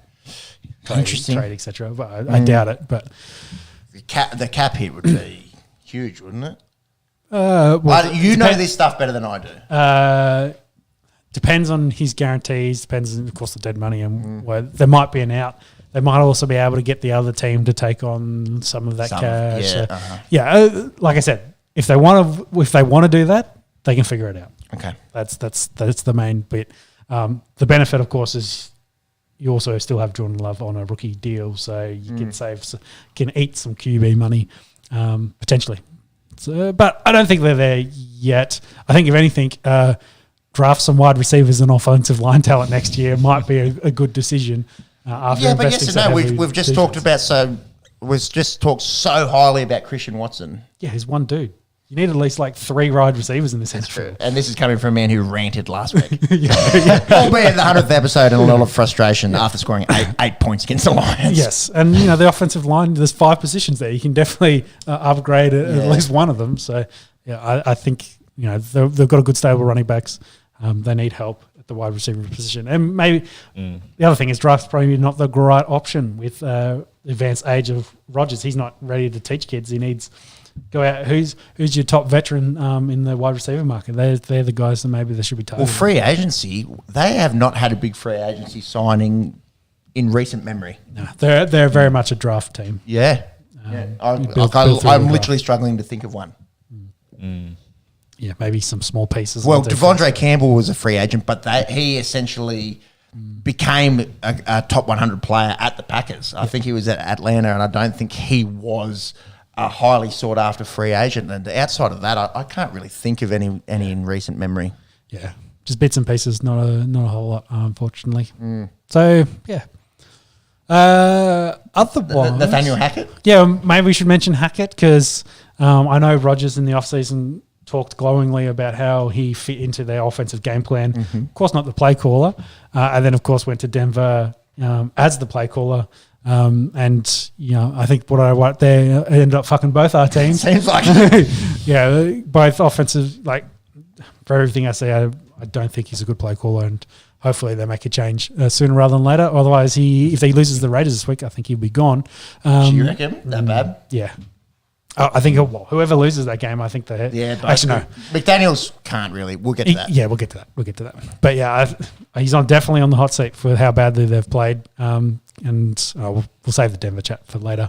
But I think maybe some of that disconnect with Matt LaFleur and Rodgers and their whole offensive system might be because they're missing some of that brains trust that they had there in the past. Because, of course, some of it, not just Hackett. I think we stole one of your, maybe even your QB coach as well. Possibly. Came across as on the Denver staff. So, new faces, new things to learn, and it's just not gelling like it used to.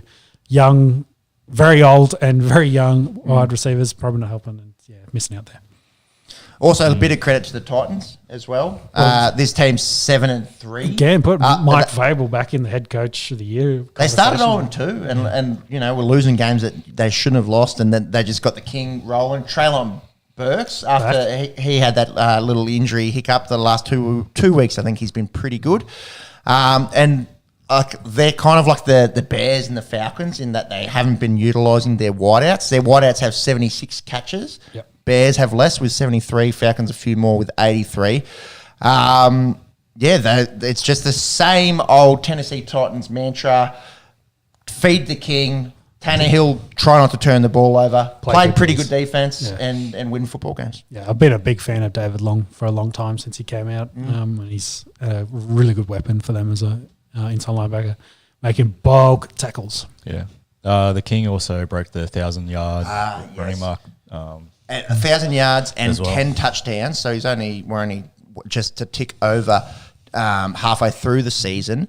5 consecutive games with 10 touchdowns. Fuck. That's fair. Pretty difficult with to do that. Touchdown. Touchdown. 5 consecutive seasons with 10 touchdowns. Yep. There's not many people that have done that. I don't think I screenshotted it. I think it's like LaDainian Tomlinson. There was 5. I saw this. Yeah, there's 5. Peterson. Yep. Michael Turner was in there. Yes, and there was one other. One other plus the king. Anyways, it's not many people that do it on a consistent basis. Yeah, and longevity as well. So he's good. Remember when people like coming out of college, he killed people in college because he's too big, but they won't be able to do that in NFL.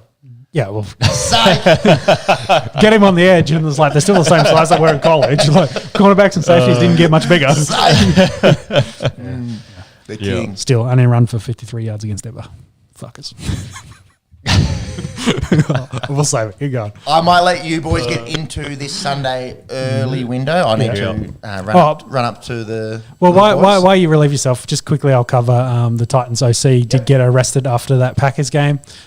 So between the game ending and the flight home, or either. This week.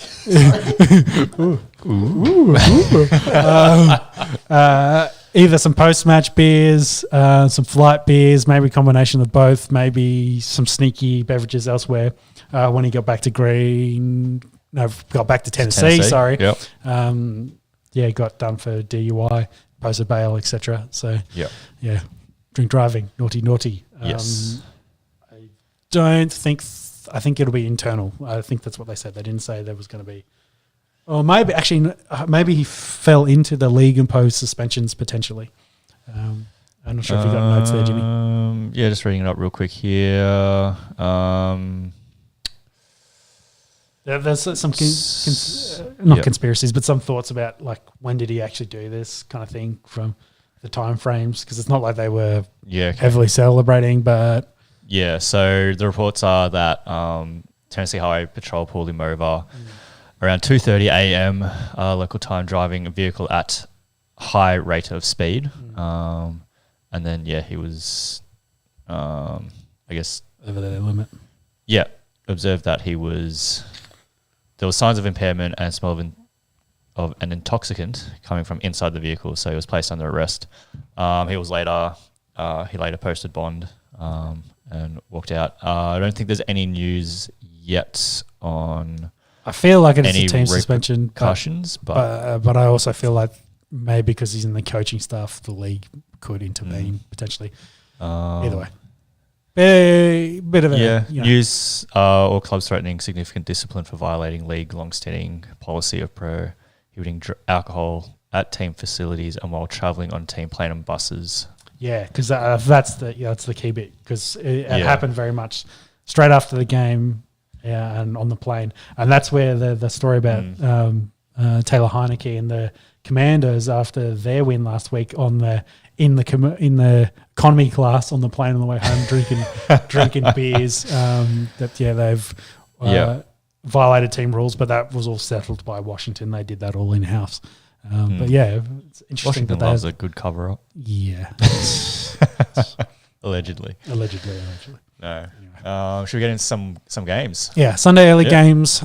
We kick off Chicago Bears, who are sitting currently at 3-7, taking on the Atlanta Falcons at 4-6. It's a great way to start the week. Yeah, but it's interesting. The Bears, though they're 3-7, they've probably had one of the most electrifying QBs of recent weeks in Justin Fields, who's been super hot as a rusher. Looking to break Lamar's QB rushing record for yards. Sorry, rushing record for yards. So I think he got 1,000 and something. So it looks pretty like he's going to shit it in. Yeah, buddy. 749 at the moment. Yeah, with 6 tutters. So he's on a bit of a hot streak, and I think the 60-yarder he scored last week was a thing of beauty. Dude, when he's in the open field, it's like he's got good luck. Yeah. They did lose Khalil Herbert over during the week as well. Pump Montgomery, I've got him in our league and been bit unders. Yeah, well, if anything, I think Fields is stealing the load. I think Fields has got as many rush yards as him and Herbert do combined. Yeah. So it kind of speaking out of my ass there, but I think it's pretty close. For the Falcons, not a lot of news for them. Some chat about they're getting Patterson more involved as he gets healthier. Yeah, and shout out to Tyler Algier, who's been very good, the rookie running back. They've been feeding him. They, of course, very run-heavy team, so they'll keep that committee going. The week that Mariota is their QB going forward. No chat of changing that currently. Bears maybe in an upset. We'll see. Yeah, who cares? Does it matter, really? Yeah, exactly. I do. I want to make sure. Yeah, you do. You're like, it's big in the conversations of the South, yes. So we'll have to see there. All right, this game would have been held in the snow apocalypse. Yes. We're talking obviously about the Cleveland Browns taking on the Buffalo Bills. 6 feet of snow, a few good little Devin Singletary memes. He's 5'7". So. Well, and both of them just under the snow. Under the snow, getting the curries. I think I would have been under the snow in that one, by the curries. Yeah. Oh yeah. I saw a picture today from the stadium, and you know how they have the wall around the playing field. Yeah, it was like up to there. Yeah, they hadn't cleared it, so it was just filled. That's just probably 8 feet. Yeah. But it's not going anywhere, so it's just piling there, and it's literally blanketed the whole stadium. So worth moving it. So they go to Detroit, and Detroit's in New York, I believe. Detroit? No, it's in Michigan. Where the Lions playing? Sorry, they're going to. It's in Michigan. It's in Michigan. Buffalo going there, and then the Lions are going the other direction. That's what I was talking about. Anyway, I'm disappointed they moved the game because Chubb in the snow. I mean, they're not going to pass as much. It's bad for Chubb, good for Diggs. Look at that. It's absolutely wild. Yeah, it is. Look at So we're looking on the screen now at the stadium current, and it's currently still pumping. And like Sean said, at points, it is literally the height of the barrier between the first row and the field. Yeah. So they did a job, of course, Bills Mafia, getting the players out. Yeah, that was cool to see, wasn't it? Flew out today, yeah, all made the fight. They all getting landed. the shovels out. They all landed over there in Michigan, so they're all good for this game. Alan, by all accounts, is healthy. They're not worried about him. And I guess for Browns, Deshaun Watson, watch countdown continues. He's back at training. Texans in 2 weeks. Yeah, can Browns beat Bills? Probably not. You wouldn't think so. No, you wouldn't think so. Although Buffalo they're 6-3. They've given up a few kind of close games. The game of the season probably last week. We'll talk about that when we talk about Minnesota. But you'd think Bills pretty comfortably here. Yeah, agree. The Eagles, they've got a loss. We don't have any more undefeated teams. The Eagles are 8-1. They play at Indianapolis, who are 4-5. And we kind of the Eagles been beating the best teams in the NFL. We kind of said maybe not last week, and they've lost to the Washington Commanders. D-line struggled a bit since the Jordan Davis injury. Yeah, big time. Boy out of Georgia. Got ran on, and I think the time of possession was the key difference in this. I think midway through the third quarter, it was like 33 minutes to 7 or something. Like they just pounded the rock and just dominated throughout. So I think that was a very big difference, and so they've got some extra bigs to join in there with Sue and Joseph. Did you say Sue's first name? You put me on the spot now. Ndaganon and Sue. Yeah, that's pretty close. I'll take it. Dominic Sue? Yeah, Ndaganon and Sue. Closer. Sorry, I couldn't spit it out. It's a mouthful. So they come across and will definitely help shore up that line. With the Eagles, of course, chasing a ring, another one.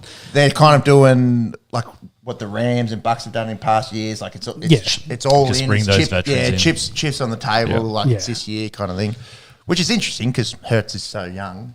But cap room and the rest of it. Exactly. While he's still on his rookie deal, get what you can and potentially get a win here and there. So, it's good for them. The Colts did win their first game for Jeff Saturday after, get a win after firing a coach. It's science, man. It's good for one game. It's literal science. Yeah.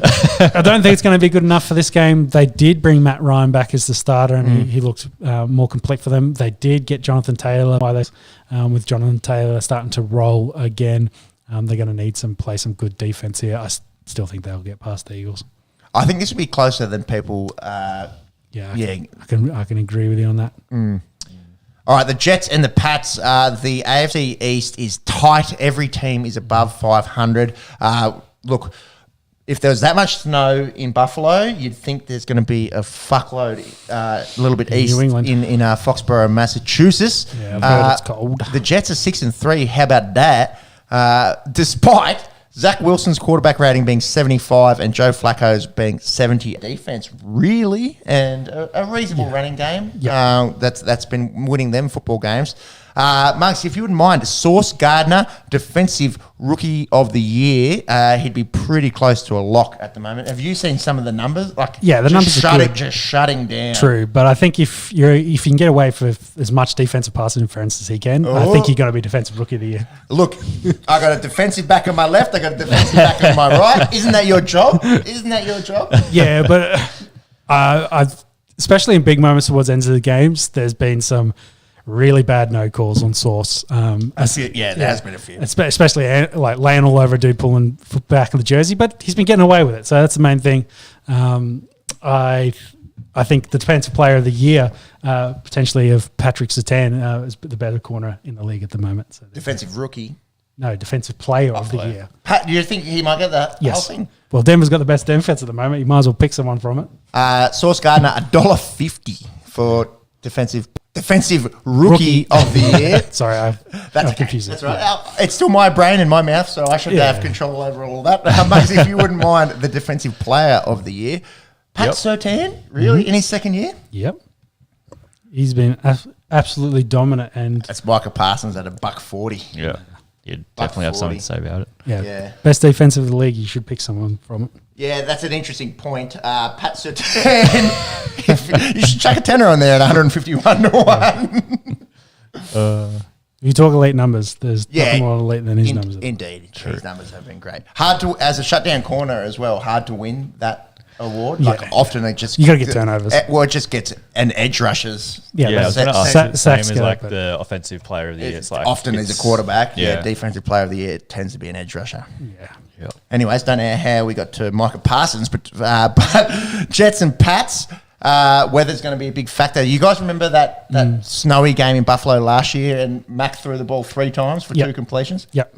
And they won? Yeah. So whether there's another Bill Belichick special incoming here with the way they Ramondre Stevenson, pump Yes. if you've got him in fantasy. Well done. Very- I went Damian Harris. and they're a team built for that, Yeah. very running back heavy, and then tight end Pacific. So with a bit of extra size. So the Jets, watch out. But the Jets have been good defensively. This is actually a big game in their division. Well, as well, the division, like we said, every team over 500. Look, the Finns are going to play playoffs the way they're going. The Bills are arguably the best team in the AFC. I think actually, as it stands, if the season was to end today, the whole AFC East plays playoffs. Yep. So you wouldn't think that can hold up in terms of playoff ramifications. I agree. Yeah, I'm just looking at it now. So Dolphins would finish second. Jets finish 5th. Buffalo 6th. Patriots 7th. Yeah, it's good fact checking. Yeah. Unreal. Surely that's not going to happen at the end of the year. You can't have 4 teams from one division. But No. How many times have they played each other already? Or there's probably some coming up. They usually do some divisional games towards the end of the season. well, remember the Dolphins beat the Bills earlier in the year. Who have the Jets bet? Did the Jet? I don't know. Off the top of my head, I don't know, to be honest. But anyways, probably Sorry. lingering. Yeah. You go. Yeah, I was just going to say weather looks clear for Gillette Stadium. So cold, but Clear. No snow. Yeah. Rams, Saints, 2 teams that have been underwhelming, especially the defending Super Bowl champions in the Los Angeles Rams. They've lost 3 on the trot. Who was their quarterback last week? John Wolford, someone like that? Yeah. Someone you've never heard about that got the start, unfortunately, for Rams. Stafford is up, out. This is an Esky curse. I said death, taxes, Cooper Cup last week. He's done a high ankle. He's on IR. You'll miss a month. So that's a month. The question is, how do the Rams fill the big shoes that are Cooper Cup? Does Tyler Higbee get more involvement? Is it Allen Robinson? Is it Ben Skowronek? He's a sort of white dude that looks like he shouldn't be in the NFL, kind of like Cooper Cup. Like Cooper Cup. Yeah, like does he take over? Because they can't run the football, so someone's got to go big. Maybe Tyler Higbee. Maybe Tyler Higbee gets a bit inside. Yeah, or maybe Allen Robinson. Finally, gets involved in there. Because I think Van Jefferson. He still hasn't been playing. He's coming back from an ACL. Yeah, I think he might have played last week, but he's there. Is it ACL, Van Jefferson? Yes. Yes? I think so. But they're managing him coming back. So, yeah, I don't know. They got 3 targets, 27 yards, and and a touchdown. There you go. Yeah, but I think they limited his rotation in that. So it's a lot to expect him coming back to be ready to go 100%. Yeah. Andy Dalton, thoughts? Still don't know why he's quarterback. His numbers will surprise you. They're not good. Yeah. However, they're better than a lot of quarterbacks have been playing in the NFL this year. If you wouldn't mind chasing up the quarterback It's been an interesting numbers. year for quarterbacks. His numbers are better than Matt Stafford's are this year. True. That's not saying a whole lot, but we're talking about a guy with a ring, and the Red Rifle cops a lot of criticism. I just think Jameis is a better option. Yeah, okay. So I think that's the problem. He's not the best quarterback on that team. We got a Red Bull down here. It's going to start going all hyper and berserk and shit.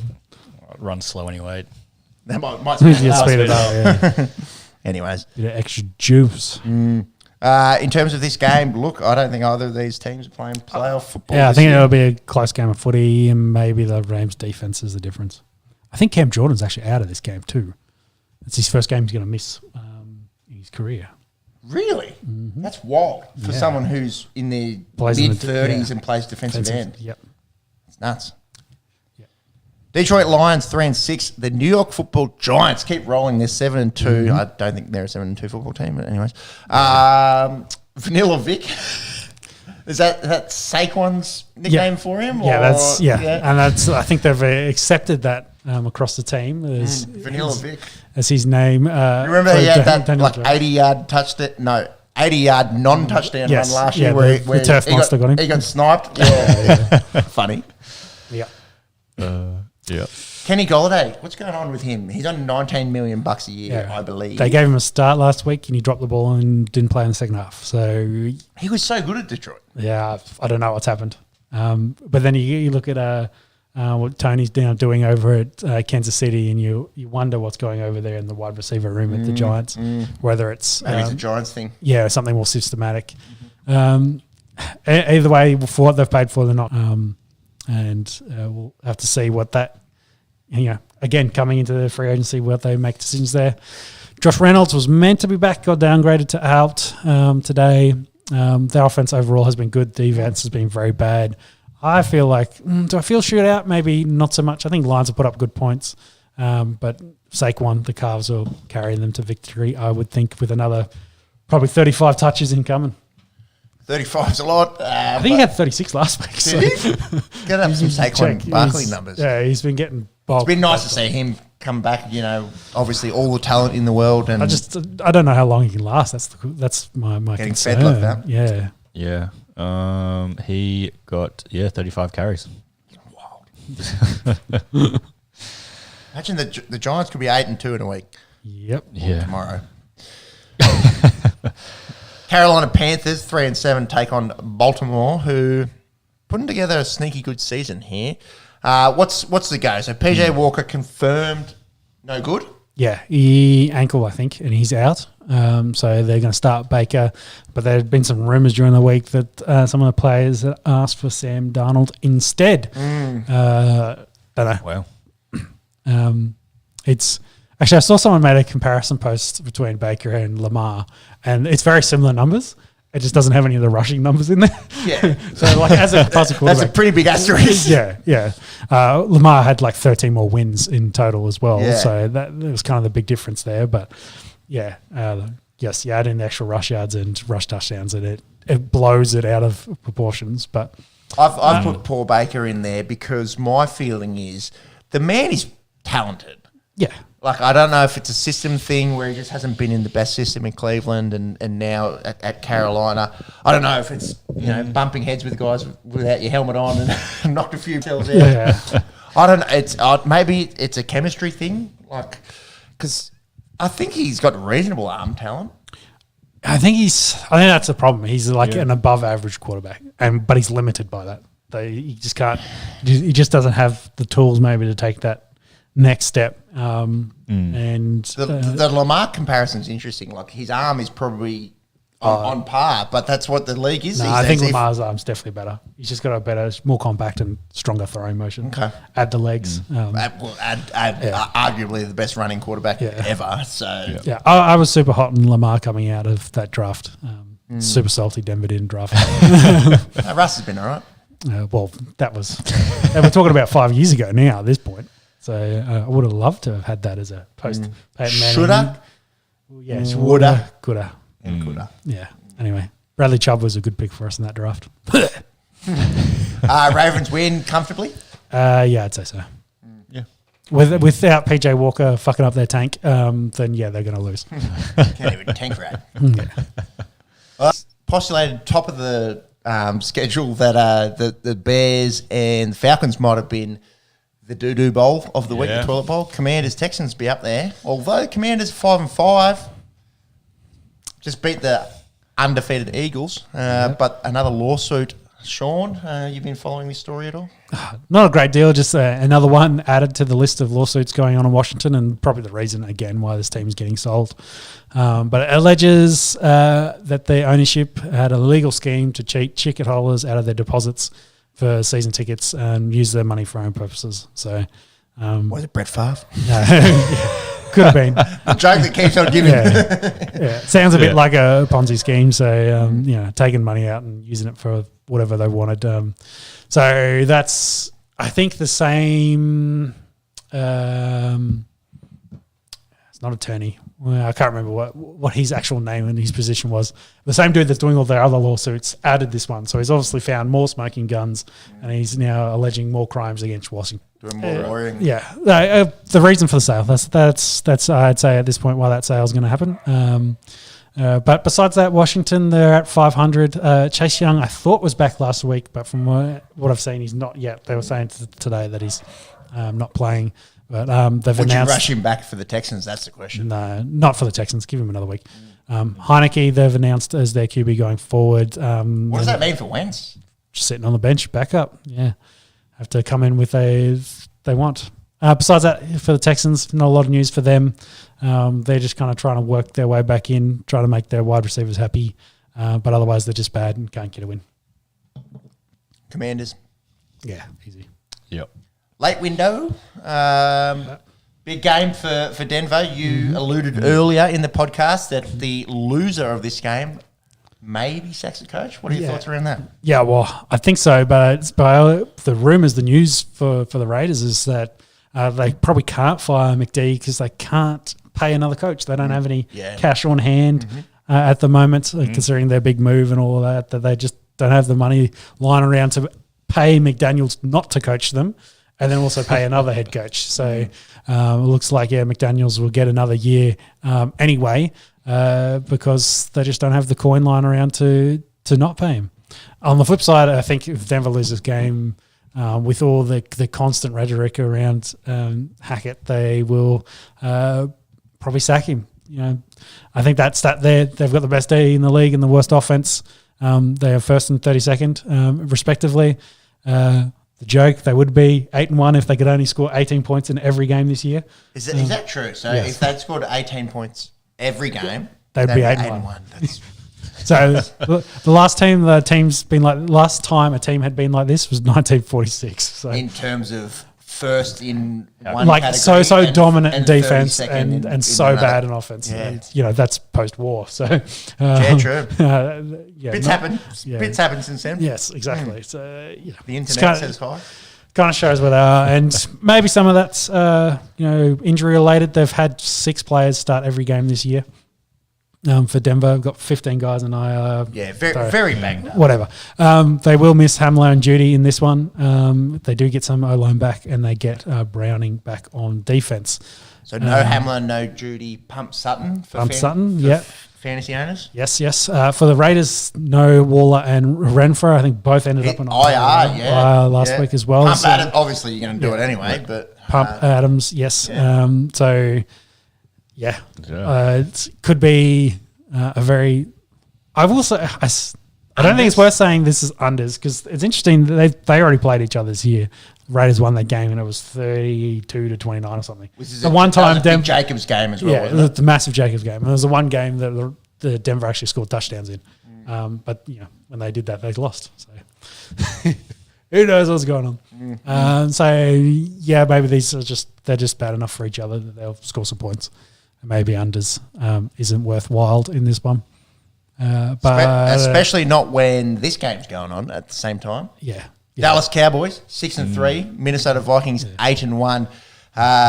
Denver at home for me to finish that up. You wanted it. This is a big matchup. The Cowboys, America's team, my team. No. Are you on the Texans now? Yeah. I did say that in the group chat. They said, boys, which team are you on this weekend? Because, famously ranted last week, gave away the Green Bay Packers for the Dallas Cowboys. Packers go out and beat the Cowboys. I said, I'm going for the Texans this week. No expectations, no disappointments. Yes. It's very true. Just like our marriages. So.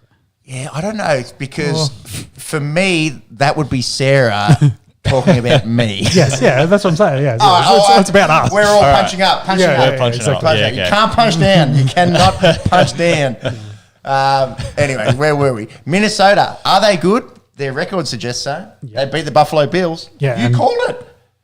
Yes. Did you listen to the tape? You said sneaky little upset, and they were down by 2 touchdowns in that game as well. Yeah. Really Game of had the year, to come back into it, and the ridiculous Jefferson catch as well. Dude, that catch was up there with one of the best I've ever seen. Yeah, and he currently on pace for 2K. So and not the only one. There's a bunch of guys on pace for 2K in both rushing and wide receivers. It's kind of showed where the league's a bit of change up, as you will. Well, and a few just completely dominant guys. Yeah, exactly. You see the Spy Kids goggles things that Jefferson was wearing? No. Can you bring this up, Monks? Spy Kids, up there, when people... I remember Spy Kids. Yeah, people will look back at the... I don't remember Jefferson doing it, but anyway. When people look back at the great movies of all time, they're like A Clockwork Orange, like Gone with the Wind, Titanic, Spy Kids, comes to mind. He was wearing these stupid goggles, but he kind of... I don't know. He kind of rocked them, and apparently they're the ones from Spy Kids. Anyways, I thought you guys might have seen them. No, that doesn't work. Anyway, otherwise in this one, the Cowboys did lose that game to... Yeah, them ones. those ones.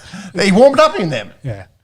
Like, the man is so good, he can just wear that and just be like, I'm going to do whatever I want. Yeah. Cowboys had that shock loss to the Packers. Otherwise, they've been pretty good.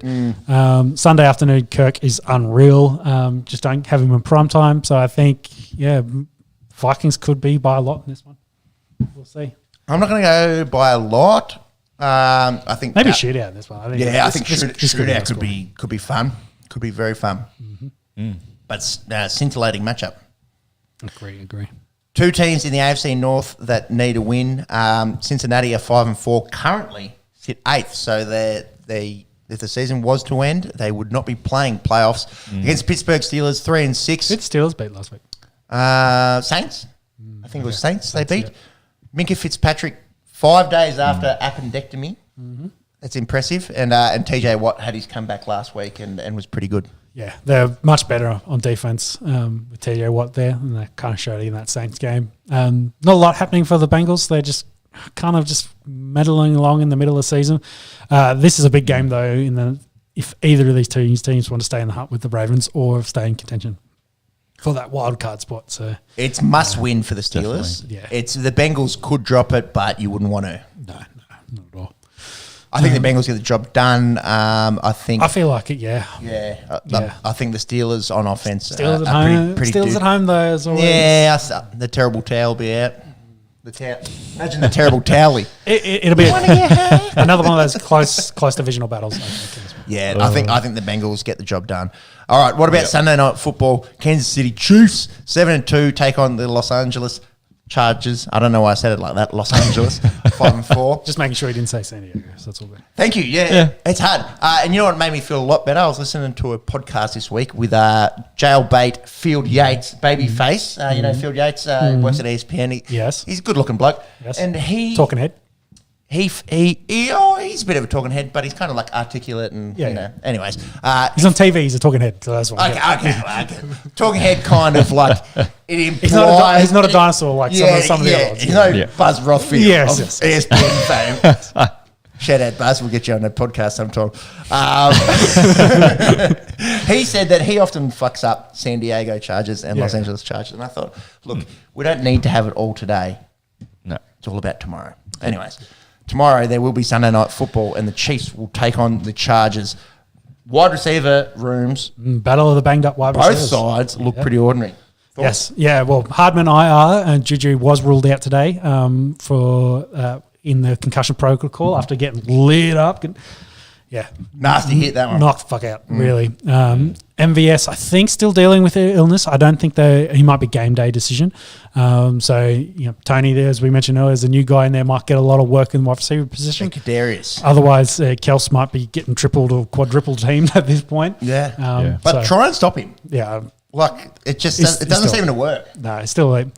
Chargers, on the other hand, Allen and Williams potentially coming back. Both got full participants, I think, in the last training session. So both should potentially play. Had been out for a long time. This is, I think, the third game for Allen, and Williams has been out about a month as well. Their biggest issue actually is they have a defensive line problem. They only had 3 healthy defensive linemen last week. Wow. because they had so many injuries during the game. Who wins this one? Chiefs. Probably Chiefs, yeah. Yeah, I think probably again another one of those games that could end up being in a bit of shootout with the quarterback talent they've got. But we will see. Herbert been a bit unders on his projections. Obviously very talented, and obviously banged up receivers. The wide receivers doesn't help. No. You just look at Eckler's numbers and he kind of explains, their season at the moment. He doesn't have too many options, and he just dump off, hand off, dump off. Yeah, Eckler just hook a brother up because we've got nothing else at the moment. So, yeah, I think they're really looking forward to having Allen and Williams back, and we'll see what this Chargers team. I think they'll be happy to still be sitting at above 500 at this point. 5-4, really. Yeah, not that bad. After how many injuries they've had, they could definitely get healthy and make a run towards the end of the season, and probably finish second in the division. But it could be in that conversation for a wildcard spot. Monks, anything? Yeah. No, yeah, probably just on Herbert, like having his fantasy QB. Have noticed the drop off. Yeah. With the injuries. He was projected like top 3 this year. Yeah. As a fantasy QB. Yeah, that's it. Coming from 0-10 Peps here. Something about stones and glass That's houses. all right. Yeah. I can't complain, I suppose. Could be worse. I like it. No, let's not. All right, boys. The international side of the NFL keeps rolling. In Mexicano. In Mexicano, the Estadio Azteca. Can you look up the capacity in the Azteca? I think it's probably 60,000. Expect 100,000 in the stadium. I think it's 90,000. Yeah, yeah. I think it's a big stadium. That was also an illegal immigrant joke. Righto, Donald Trump down here. No, I was just saying that they'll pack it in. They'll get every I see how it is. I didn't say they were crossing a border to go to some other football game. Like, come on, bro. It's close to 90,000, isn't it? Close to 87,500. Yeah, I felt like it was an 80,000 stadium. Anyway, they get the 49ers, who are 5-4, take on Arizona, who are 4-6. Niners looking pretty good. Yeah, and they're starting to get healthy as well, getting everyone back. They had Elijah big. Mitchell back last time, and him and CMC look very good as a duo, and they will just pound the rock and take all that risk and pain potentially from Jimmy G having to throw the ball. Kittle, I don't think he was complaining during the week, but he was just like, hey, I'm not getting the targets, I'm getting the moment. But I don't as care. a Kittle owner in 2 leagues, I'm complaining. Yeah. He's talented. Yes, but he's just like, hey, we're winning football games. I don't care. Yeah, okay. Pound the rock, and I'll happily be a Doing blocker. the team thing. Yes. They did. So they're going pretty well healthy. Cards, on the other hand, not so much. Both Murray and Hopkins have hamstrings going into this game. Questionable. Probably both play, but we'll see. Murray did miss last week. They did lose Ertz for the season. He is done. They do have the rookie McBride. Trey McBride. Yep. One of the most added players in fantasy football this week. Yeah, we'll see how he fits in there. They did surprisingly release Benjamin during the week as well from the running back position. After James Conner had come back and is healthy. So I think maybe with Connor's health history that you might be wanting to keep a running back like Benjamin around. But so who's the backup? I don't know. That's the thing. I don't remember his name. Whether they're going young, I don't know. Yeah, you got Cardinals depth chart for us. Yep. And keep going. Otherwise, my note there is if Murray plays, 49ers will win because Warzone 2 came out 2 days ago. So. Can you read out that note above that note? But it's is the team better with McCoy? No. Well, did you see last week? Did you see them win? I did. Yeah. Did you see the balls he was throwing to Hopkins? 10 receptions. Yeah. Offensively, they looked better with one game, small sample size. It is, and potentially we get a second game with McCoy here, and going up against a stiff defense in the 49ers. We will have to see. Colt McCoy is like one of those sort of becoming a journeyman kind of dudes in the NFL who had a stellar career at Texas. And this is no disrespect against him. And all the Warzone, COD jokes aside, Kyler Murray is very good at football. Yeah, he's very talented. Yes. He just needs to study, I think. So that's the ongoing joke. we will see. I just said caveat, memes aside. Yeah, well, it's really interesting. He pulled his hamstring in the previous 2 weeks when New Modern Warfare 2 came out and then Warzone. So video games are addictive. Been sitting down for too long. I get it. Well, you see Kyler in the open field. You know how he runs like a toddler. Yeah. Did you see the picture of him with Trent Williams the other day? Oh, put anyone next to Trent Williams. Yeah, true. Well, seriously, put Shaq next to Trent Williams. Yes. Probably looks big. Yeah. Tall. So I think we're probably thinking Niners in this one. I'm thinking Niners, but this is it's much like that Jets-Pats game where like this is really important for both of these teams in the division. Yeah. Chasing the Seahawks. Who would have thought? It's not must win, but it's pretty close to must win. Yeah, it's a crucial point in the season. I definitely think they'd want a win here. Otherwise, buys, we've got Miami, Seattle, Tampa Bay, and Jacksonville on the bye this week. Did you get us a depth chart just to round that off? Yes. Who's running back depth? Jeez. Just read it. Keontae Ingram and Corey Clement. Yeah. Corey Clement used to play at Philadelphia. He's like a scat back kind of like receiving dude. But Eno Benjamin had been good, so don't know. Yeah, been good for me for fantasy. A lot of interesting questions being raised on that offense over there. Probably not helping their case at the moment that they're on Hard Knocks in season. So, some interesting mic'd up comments. Anyway. Have you been watching that? I only seen the highlights essentially. I haven't actually been watching the full series. Otherwise, the XFL, I think they had their draft. That's the Dwayne Rock Johnson side league. So I think does he own the whole thing? I think he's like I'd say he's major owner. So he's got a lot of partners running it, but I think he bought a large part of it and is trying to kick it off. And it seems like the NFL want to see it run as a second tier league. I think there was like 8 teams. There was only one quarterback that had actually played in the NFL before. Was picked, but Matavius Bryant, who played for the Steelers, he's getting a go. So there's some fringe talent and some guys that have kind of fallen off the radar, getting some goes there. Do you have anything extra, Jimmy, in front of you? Is that games? When's the first game? Oh, this is the draft. I'm just saying I don't think I could be less interested. No, I don't think. Except actually, a few of these names are pretty cool. Houston Roughnecks. Oh, I thought you were talking about players' names for a second. Like, my name Houston Roughneck. Arlington Renegades. Which Arlington, Texas? Do we know? Vegas Vipers. Teams. Arlington Renegades. There's an Arlington in Texas. Texas? Yeah. Yep. Mm-hmm. Yeah, great chart. Cool, dead air. That's the last time we were talking about the XFL. I just wanted when it started. So, what do we got? Draft. Charleston Rambo. That's could be a player name or it could be a team name. Charleston, North Carolina. The Rambos. It's a player name. Yeah. The Seattle Sea Dragons. Come on, man. Come on, man. As good as Seattle. The Krakens. Yeah. That's a sick name. Yeah. The Kraken in the ice hockey. Yeah. I don't think they've got a schedule for the 2022 season, 23 season yet. Okay. Yeah. I think they're off season, so it'll be post Super Bowl anyway. So when they kick off, but they've done their draft lead. Wade Phillips. Yeah, they've got a fair bit of Rod Woodson, fringe and Hines Ward. Yeah. The Brahmas. It's essentially meant to be the NFL's G League.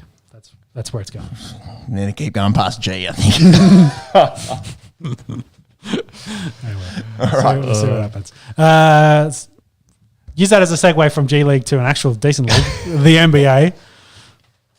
We need to drain. Curry sets, fires, puts it up. Bang! Bang! All right, boys. Let's talk some NBA. I got my Milwaukee Bucks kit, fake Chinese kit on. Anyways, any official merchandise, get at us. Didn't have a great result yesterday. Dude, No. I don't think I've ever been so disappointed in someone as I was in Giannis yesterday. Yeah, and considering they led for a large part of that game too, and until the last 2 quarters, and really let the Phillies back in it. Well, Embiid took over. Yeah. And credit where credit's due to Big Joel. It's been late. Yeah, he has been very, very good. But Giannis, I think he scored 40-plus points in 3 games in a row. So you chase that up. Embiid's been Embiid game log. Giannis pushing the ladder over. Apparently, there's a bit of back and forth with a few. The Phillies guys are trying to pack up. It's he's not at home. Like they're not going to give him, bow down to him and be like, you're do whatever you want. It looked like brat behaviour to me. And did you see the bricks he threw up afterwards? Well, and I actually didn't see the ones that he was practicing. I saw the bricks during the game. He went 4 of 15. The ones after were just as bad. He didn't. They caught a video after he pushed the ladder over, and from the 5 shots that they captured in that video, he bricked a lot of them. So, okay, yeah, and it was a big difference. Well, it's getting concerning because it's like Hack-a-Shack kind of. Ben Simmons when he couldn't shoot him. Well, Ben Simmons shot well this week, which is true. That is true. That is true. 4 of 15. That's the difference. Look, no one's expecting you to go out and nail 15 from 15 threes, but you think he'd be above 50%. So. On the season he's 58%. Yeah. So obviously the weakness in the Greek Freaks game at the moment is from the line. Yep. Anyways, the Bucks, they've dropped a few after starting 8-0, 9-0. They go to second, 11-4. The Celtics, who most people had as the best team in the East, they're rolling at 13-3. Not much to report from them outside of being pretty good. All the Ime Udoka chat has been a bit quiet this week around going to Brooklyn. We'll talk about them in a second. Just wanted to talk about Atlanta and Cleveland. They both had these similar off seasons where they've both attracted a big name guard to come over, and people like, is the chemistry going to work? Is playing essentially, both of them are playing 2 points in pairing up DeJounte Murray with Trae Young and Spider Mitchell over there with Darius Garland. But it seems to be working for both of them early in the season, sure. But Trae's averaging 27 and 9 dimes a game, and DeJounte, no second fiddle, really. It's been Batman and Robin, which I suppose would be second fiddle.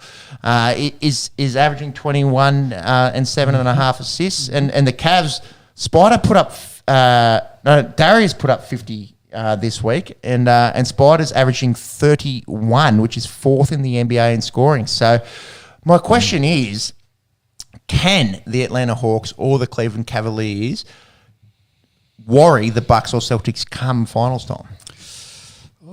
Be interesting. You look at that Atlanta team that didn't make finals. They didn't make finals last year, but the year before when they went on that run, when Trey Ice went on that run, they, I guess, were lacking that Batman, that Robin to Batman. So seems like they've got it. So I think they could play better, deeper. Do they beat a well-versed, playoff conditioned team like the Celtics and Bucks? Maybe not yet, but hey, on their day, like anything can happen. They're long series, so they can win some games at home and then sneak one on the road. They could definitely do that. I could see it happening. Yeah, Hacker Giannis. Imagine maybe Capella or someone taking on him. I don't know. It's early, but they seems like the off season moves. Some good chemistry there. Indeed. Yeah. What about the Nets? Without Kyrie, they went from the worst defense in the NBA to the best. I will give a caveat. Well, I think the note is they've been better without Kyrie. I will give a caveat though. I think with Kyrie going out, they've had Ben Simmons come in, and Ben's more minutes. Yeah, Ben's been coming in, getting more minutes, and actually starting to get back to it. I think knocking the rust off. Everyone was giving him shit about where he's kind of started. Basically dishing everything and not wanting to kind of be focal point in any regard. He's got confidence. He's getting some confidence back, knocking the rust off, getting his shots up, free throws well. Of course, the main thing's getting the rebounds and getting the assists. What he needs to do. His glass cleaning has been elite. I think he had double-digit boards in a few games, which is his role in this team. Really, yeah. There's plenty of other good shooters in this team. Let them do it. You've got Kevin Durant there. Let him do that. You just get him the ball. Get the ball and give him the ball. And he's a big presence in their defensive end as well. So I can see why they are, starting to make a little bit of an improvement there. Well, KD, he made some controversial comments throughout the week. Kind of throwing his teammates under the bus, saying he's got to carry them, albeit true. Yep. Like I think he's top scored for 10 games in a row. I don't know. How do you feel? I suppose that as a teammate, if someone's saying that, or do you just go, well, the guy's one of the best guys to ever play basketball? We just talked about Aaron Rodgers and how, you got to be able to take your own medicine. You can't just dish it constantly. Yeah. So Yep. yeah, and I think we've talked in the past. If you're dishing it out, you've also got to walk the walk. So, yeah. And he has been walking the walk. Yeah. So I think this might be a good question here. If you had to say the biggest names in basketball, what would they be? How many do you want? 5? A 3's more than enough. Give me 3. LeBron James, Giannis Antetokounmpo, and Kevin Durant is probably. And Steph Curry. Well, I think the 3 I was after was Bron, Steph Curry, and Kevin Durant. Yeah. All 3 under 500. So do you think? Okay. Is there a bit of a change in the guard in the NBA, or Too early? Still? The Lakers, we'll get to them when we talk about the West. They're in fucking dire straits. Bron didn't play, and Anthony Davis played well. So yeah, maybe, like the Lakers, they're not getting younger. Is probably the main thing. the Lakers are in trouble. Yeah. The Warriors, it's early. I think they'll bounce back, and then depending on who your third biggest name in basketball if it's Durant, I think they'll bounce back a bit as well. We'll see. But I think it's interesting, kind of where the league is early in the year, like the change, the new teams, the new. We spoke about it last week. It's like the NFL. Yeah. It's really similar, and it's eerie in the fact that.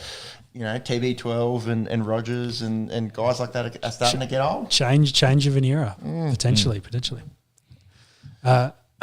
wanted to talk about the poor Charlotte Hornets. They're 14th. They're 4-13 after making the play-ins last year.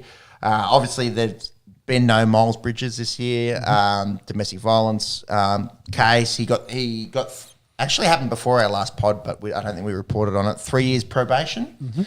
Got to have a weekly drug test, 100 hours community service. It's uncertain if the Hornets will bring him back and let him play. Yeah, bring him back and let him play. But it's the classic: if they don't, someone will. Yeah. Kind of chat. The Pistons, who lost Cade Cunningham for a long time. That I think they're interested. The Lakers might be interested as well. But just wanted to talk about LaMelo Ball. Poor fella, 13 games out with a left ankle injury. Comes back, plays okay for 2.5 games, and then steps on a fan's foot and has re-aggravated that left ankle. It looked bad. He rolled it. It was a bad. It looked pretty bad. So Hornets. It's early. You don't want to put lines through teams, but you might put a line through them. Yeah, well, Ball is essentially a large part of their team. Without him, they're gonna struggle. Did the Pistons play the Lakers yesterday or today? Yesterday. I haven't checked today, actually. 'Cause I have a feeling, because I think I saw it, because LeBron didn't play in that game, and the Pistons had a dude playing in their team, and he's the first player in the NBA to play. To be born after LeBron debuted. Oh, so that was the stat. Yeah, they did. They played yesterday. The Lakers. There you go. The Lakers beat the Pistons 128. So they had a 19-year-old playing in their team, I believe. He was born after LeBron debuted. So that's like Brady kind of shit. Yes. As well. Do you remember the name? No, I didn't. I'm just going through everyone that played for the Pistons yesterday. No, it's not Diallo. It's an interesting stat. But it's interesting that Lakers won that game. No Bron and the Brow. It's Jalen Duran, 19, born 18th of November 2003. 2003. What have we done with our lives? What have we done with our lives? It's been 19 again. He's big fella. He's nearly 7-footer. There you go. Yep. So that's Brady kind of shit as well. There's a bunch of blokes that weren't born. Yep. Yeah. Or Brady played with their dads kind of stuff. Yeah, well, a bunch of blokes that didn't know what the 90s was like. You missed out. 90s pretty cool. Yeah, 90s are best. Best of times. Baggy pants and shit. Backstreet Boys. Rest in peace, Nick Carter. Aaron Carter? No, I was getting confused. I think it was Aaron, Anyways. 90s pretty fun. West? We talk about the West? Would have loved the 80s just quietly. Yeah, yeah. Hair metal and shit. Yeah. 70s with the drugs, it would have been good. Just in the 70s. The height of the freedom of drug taking. The West. The West is what the fuck. Yeah. At the moment, the Trailblazers are first, the Utah Jazz are second. No one Has that updated? So is it the other way around? So the Jazz are still first, and I think Memphis played today, so Blazers have gone to third. But it's equal records. Okay. Do you know what I mean? Okay. It's still what the fuck. Yeah. Because the Warriors sit at 11th, and we'll get to the Lakers in a minute. But it seems like the middle of the standings there is where it's at. My favourite thing in this is how much we shat on the Kings, and they've been lighting that beam up. Beam me up, Delhi. Early stages, 8 and 6. But I saw him turn it on the other day. I was like, oh, it looks cool. I wonder how the pilots feel. Like it must be. If I read that right, they've won 5 in a row. Yeah, Darren Fox has been on fire. Big demand of Sabonis. Check the tape. They might be in line with when we said they wouldn't be lighting that up that much. Look, it's early days. Do the Sacramento Kings go out and win the Western Conference in the NBA this year? I'm going to go out and say hard no. No. But they've been good. They're good. And they've been beaming that thing up. Yep. Including this week putting 150 burger on the Brooklyn Nets, which is a bit of fun. Mm-hmm. Grizzlies? Yeah, Grizz, Ja Morant, been unreal. I was born in the darkness. Desmond Bain. Can you check Ja Morant? I think he got stretchered off the other day. I did. I think he's okay. Think he's okay? Precautionary? I think so. Yeah, get us a double check because that's huge for them. He's been elite. Injury timeline. You know what? I think we might have spoken about it on the podcast before, but the NBA for injuries sucks. It's the most frustrating league in possibly the world. But I guess it's huge. It's so critical because it's 5 dudes. Exactly. You don't want to give your card away if you're missing. Great point. Like a jar. Yeah, you don't want him to give that away early. That he's going to be missing the next game coming up. You're probably going to get unspecified injury, unspecified return. Yeah. Where they needed scan. Well, I think if he had scans and was negative positive, that would be a really good result. But suffered a grade 1 sprain of ankle. Ankle, sorry. Yeah. Which pretty what does that mean to the doctors on the Esky? Doctor, can you feel this one? Well, it sounds like not severe, probably 2 to 4 weeks. It's pretty close, really. When they're talking grades, I think grade 3 means it's been torn off the bone. Yeah. Grade 2 means there's a substantial tear, and a grade 1 is a minor strain. Yeah. So potentially they may arrest him, or they tape the shit out of it and send him out and say good luck. Yeah. Considered week to week. Week to week. The NBA. Yeah. They'd be good politicians, wouldn't they? Yeah. They would be. Can you answer the damn question? I'd give him probably 2 to 4. Well, I'd give him maybe 2 weeks worth of rest. You just want to be sure for the Grizzlies. You're comfortable where you are, and you want to push deep, and you don't want to rush him back out there and end up with a 2 or 3 grade, which is more season ending in that regards. Yeah. I concur, Doctor. We should put up our MDs. Get rid of the jerseys. Last season he had a grade 2, missed 8 games. So be careful with it. I mean, we just talked as about much ball. As it's a grade 1, the fact that he's re-injured. They're coming second. It's early in the year. Desmond Bain's been killing it. Maybe a bit of rest is due. And well, you got to remember, interesting enough, to the end of the last year, they were playing pretty well without him. So I think you just don't risk it at this point. Let him get healthy. Outside of that, Luka, Joker, all been elite, putting up big numbers. Luka leading the league with, 34.3 points per game? Yeah, he's actually leading the Mavs in points, boards, assists, steals, and if it wasn't for Maxi Kleber, would be leading them in blocks. So go figure. And Joker's doing similar numbers, albeit a little bit down from the last few years. Yep. MVP kind of caliber stuff. But I think in the middle of that table there is where the really strong teams moving forward come out. Obviously, the Grizzlies in 2 will go deep, but Suns, Mavs, Nugs, I think they can all do a bit of damage. Clippers as well. What about the Pelicans there?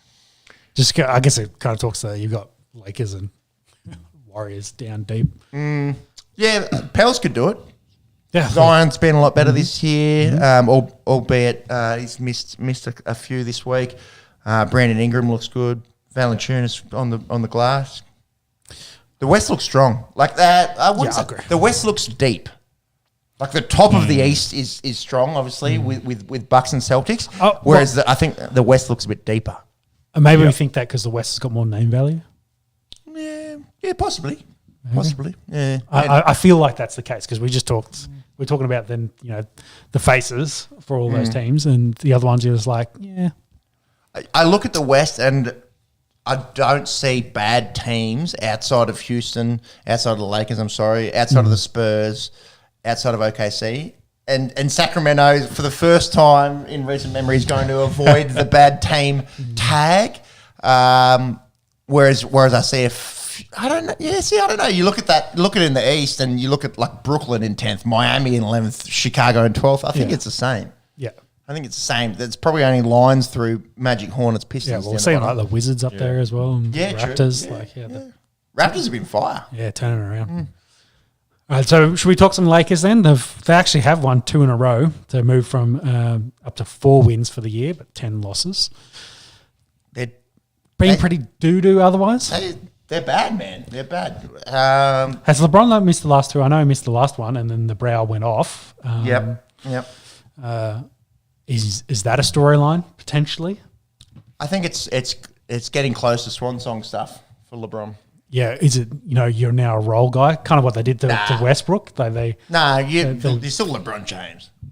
True, but do you manage the minutes and not run your entire offense through him? Like maybe they don't run the whole offense through him. Yeah, it's not like LeBron like we're doing in the past. It's now, you're a guy within the Lakers team that we're going to, more team basketball than LeBron basketball is what I'm getting at. I'm with you. Well, he missed a fair chunk of last season as well, didn't he? Yeah, and and maybe we're not paying enough attention to the fact that we're a month into the season. True. They're 4 games out of the play-in. Yes. Maybe we're getting too far ahead of ourselves. But it's been bad so far. Yeah, but we've been saying that since the start of the year. How much longer can we keep saying that? I think Christmas is normally a good barometer. All right. If we're having this conversation in a month's time. They've got to improve from where they are. Same for the Golden State Warriors, really. We think they will, but they should improve from where they are. Yeah, and it's kind of assumed with the Warriors that they'll climb, whereas everyone with the Lakers is kind of like, oh, do they? I feel like it's maybe just an age thing. They feel like the Lakers are older, but I don't think Steph and the guys aren't super younger than the others anyway. There's only a couple of years between them. Yeah, Draymond's old, Clay's old, but I feel like the depth of the Warriors is sufficient. Yeah. And there's chat for them about, this could be the last ride for them as that group. You got to remember contracts and salary cap, etc. That they may need to make some changes, so they might lose one of those core pieces that we're talking about. If they're going to try to repeat, got to do it sooner rather than later. I tell you what is refreshing as kind of like a neutral, and I think I did, I brought it up here. The last 20 years in the West has been dominated by 3 teams: the Golden State Warriors, the Los Angeles Lakers, and the San Antonio Spurs. Yep. So outside of a few anomalies in there, Dallas winning, and then the Thunder and the Suns making the finals. The rest, essentially since the turn of the century, has been those 3 teams: Lakers, Spurs, Warriors. All 3 outside the 10. Outside, we expect the Warriors to improve. I don't think the Lakers and Spurs bother anyone. Changing of guards, theme of the year. Neutral viewers, perhaps would be interested in a Memphis Grizzlies or a Suns or a Dallas Mavericks going deep. What I actually find really interesting in that, now looking at it, Spurs and Lakers have been bad everywhere. Golden State have been really good at home. Really bad away. At the moment, maybe that's a bit of the post-championship thing, hating to travel, etc., and just playing bad on the road. So 7-1 at home, 0-8. Yeah. 0-8. Like my fantasy team, who's 0-10. Yeah. NFL, different sport. Yeah. Well, luck anyway. So I could definitely see improvement in that regards for the Golden Yeah, State. no, I'm with you. I'm with you. Yeah, I suppose the point that I wanted to make was Lakers, Spurs, probably Lions Line through them, through in terms of winning chips this year, and then the Warriors. You can't sleep on the Dubs, but maybe that kind of dominance, dynasty kind of era might be passing as well. I did ask you about changing the guard earlier, and maybe we're starting to. Yeah, I think it's a fair conversation to have. That being said, you said you got the look at the odds. Golden State's still expected to win Western Conference. See, I don't know. Look, they're 5 games. They're 5 games behind the Jazz. Yeah, you're expecting the others. You got to be really good, and the others to be below average to where they are. Run us And through. you wouldn't think that would be what they do, considering how they've played so far. Yeah, Run us through the rest of that. Yeah, so next one on the list, keen to hear your thoughts on LA Clippers as well at 433. The Phoenix, Very deep. They go very deep. yeah, They're 10-7. They're sitting in 7th, but they've also won more games than the teams in front of them. Yes, true, true. And the 3 behind them are the Suns, Nugs, and Grizzlies. I could see any of them going deep. Yeah. And if I jump across to the East real quick, It's 2-horse race, really. pretty much you got the Bucks there at 330, Celtics at 340, and then behind them you got Cavs, Nets, 76ers. All sort of 8, 9, 10s. What was the East look like? Was it in this thing? In terms of teams. it's been a little bit less dominated. Like obviously recent times. Has it been very LeBron dominated? The Cleveland time was, but since then Toronto, Miami, Milwaukee, Boston. So we've had 4 in the last 4. But before that, was that Cleveland and Miami? Yep. Was him? Yeah. So 1, 2, 3, 4, 5, 6, 7, 8 years in a row between Miami and Cleveland. The team that had LeBron James went to the Eastern. Was the Eastern representative in the NBA Finals. Mm-hmm. But then, outside of that, it's a little bit more varied, I suppose, than the West. Yeah. Yeah, I agree. Cool. Sure, It's early days. It's early days, but perhaps changing of the guard. Yeah. So I think we should then jump into the other round ball, and we probably should start with Cristiano Ronaldo. So do you want to hit us with a Sue down the end of the table, Jimmy? He's thinking about it. I went early. I swear this never happens. Ronaldo, Manchester United, divorce, looks likely. Yeah, well, he did the big interview with Piers Morgan. Piers Morgan. I could face Brett Lee fame. And Dumbass. just basically shout as much as he could over Man United. And then some of the video coming out from practice this week, trying to, cozy up with other players and stuff like that. And they didn't want to bar him. So it's heading that way. It seems like that'll be the case. I think we talked about the transfer window.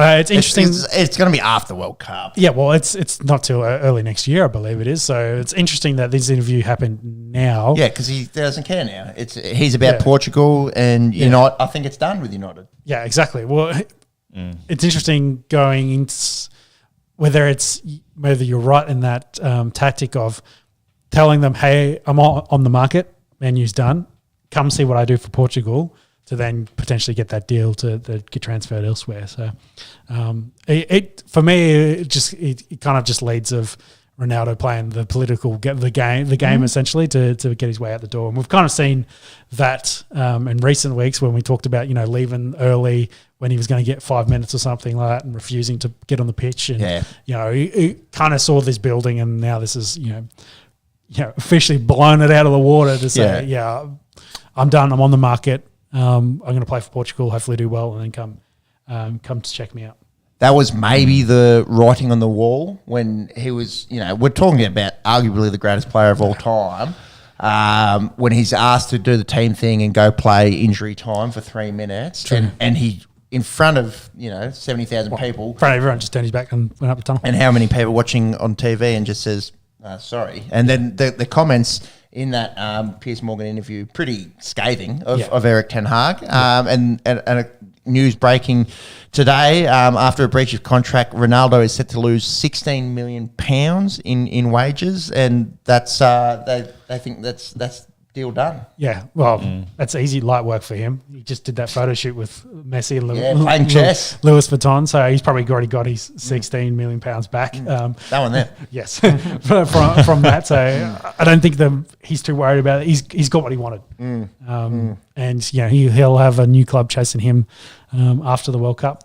And part of me kind of thinks he did ask to re-release at the start of the year, and Man U maybe did him a bit dirty in the fact that they didn't facilitate his wishes and get him out the door. Yeah, but to me, as a sort of like United's my team, I kind of follow them reasonably closely. It seems to be bad bedfellows between Ten Hag and Ronaldo. I don't know if it's anything outside of that, but if your manager and your no, I'm not going to say star player, but your big name player aren't getting along, then that might be curtains. Yep. Yeah, agree. So no idea where he goes though. It'd be. Could you imagine? I wonder if it's Major League Soccer or China or somewhere outside of your big European clubs, which I don't know. Which would love to sell some jerseys. But the rhetoric was he wanted to win Champions Leagues. I think that was the rhetoric. There was also rhetoric around I want to go back and do my swan song at United because they will. Yeah, that's where I and. But then United shit the bed and traded and got rid of all the a lot of their key players and didn't really sign anyone in replacement. So Anthony without a H, dude. Yeah. I feel for him at this point in his career, it's not money, it's legacy. So Real. Yeah, just back to Real. Just back to Real. Would he bite the bullet and go play with Messi? I doubt it. Nah. That'd be elite chat. I'm rage quitting. That's batteries out of the controller and it goes through. You can't have Neymar, Messi, Mbappe, Ronaldo one team. That's you've played FIFA Ultimate Team for 100 years. Why not?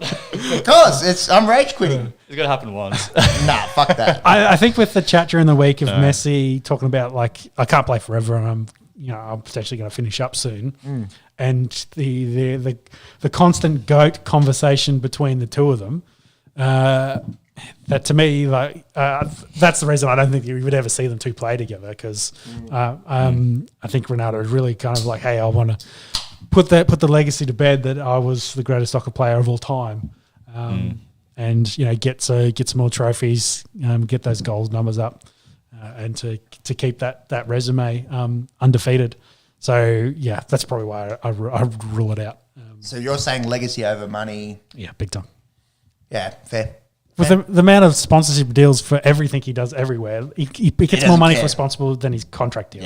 Yeah, okay. That's all fair. Yeah, and if Messi's thinking about retiring, I wouldn't surprise me if Ronaldo's not too far away as well. I think with the way he trains in his body, he'd probably do a couple extra years than Messi would. But yeah, still, we're in the end game essentially. It is. Avengers. Exactly. They can't play forever, barring time machines and time travel. Should we talk World Cup? Mm-hmm. Yeah. Besides the shit show of the World Cup, what else is happening? Host performances. I think, early probably skews this data. Probably there. Yeah. Run us through it. So of the 21 tournaments, 13 times has the host nation reached the last 4. Of the 8 teams that have won the tournament, all except for Brazil, Spain, have been champions while hosting. It plays a massive advantage, as does in most sports. Caveat. Yeah. We are talking about a country of 2 million people who most of their players actually aren't Qatari born. A lot of them come from Africa. Questionable, I suppose, in terms of their group, which kicks off tonight against Ecuador. Is there a betting market for that, out of curiosity? For the head-to-head? Yeah. Qatar, $3.40. Ecuador, $2.20. Draw, about $3. Yes. Maybe get on the Qatar bet for the. So Mekador is going to be possible. swimming in money later on potentially. I think the Netherlands will pump Oh, they'll everyone in this group A, and Netherlands are kind of smoky. I think they probably lack a true striker, like since the RVP and even Huntelaar kind of days. True. Even Arjen Robben up front these days with Memphis probably going to get the gig for them up front. But their back four is as good as good as any in the world. With spearheaded by their captain Virgil van Dijk, they should get through Group A pretty comfortably. But speculation around the World Cup aside, let's actually talk football and the games that are upcoming. England then opened their account against Iran. They're $1.30. Not a lot of big names. I was having a look at the Iranian team. A fair few of them play in Europe, but a lot of them play in Iran. Yeah, England have a bit of turmoil happening over there at the moment. So yeah, well, difficult. in terms of the country itself, outside of football, soccer is secondary. England have the most expensive roster at this World Cup. That is probably a function of having the most EPL heavy team. I was doing a bit of research. 20% of players in this whole World Cup play in the EPL. Yep. Pretty crazy. Yeah, right. I know La Liga, Serie A, Ligue 1, Bundesliga, they probably want to think that outside of their countries they're as big as the EPL, but it's the EPL. Yeah. But even though you say that, they're probably like 15, 14, 13% making up the large majority of the World Cup. Yeah. And you'll have the small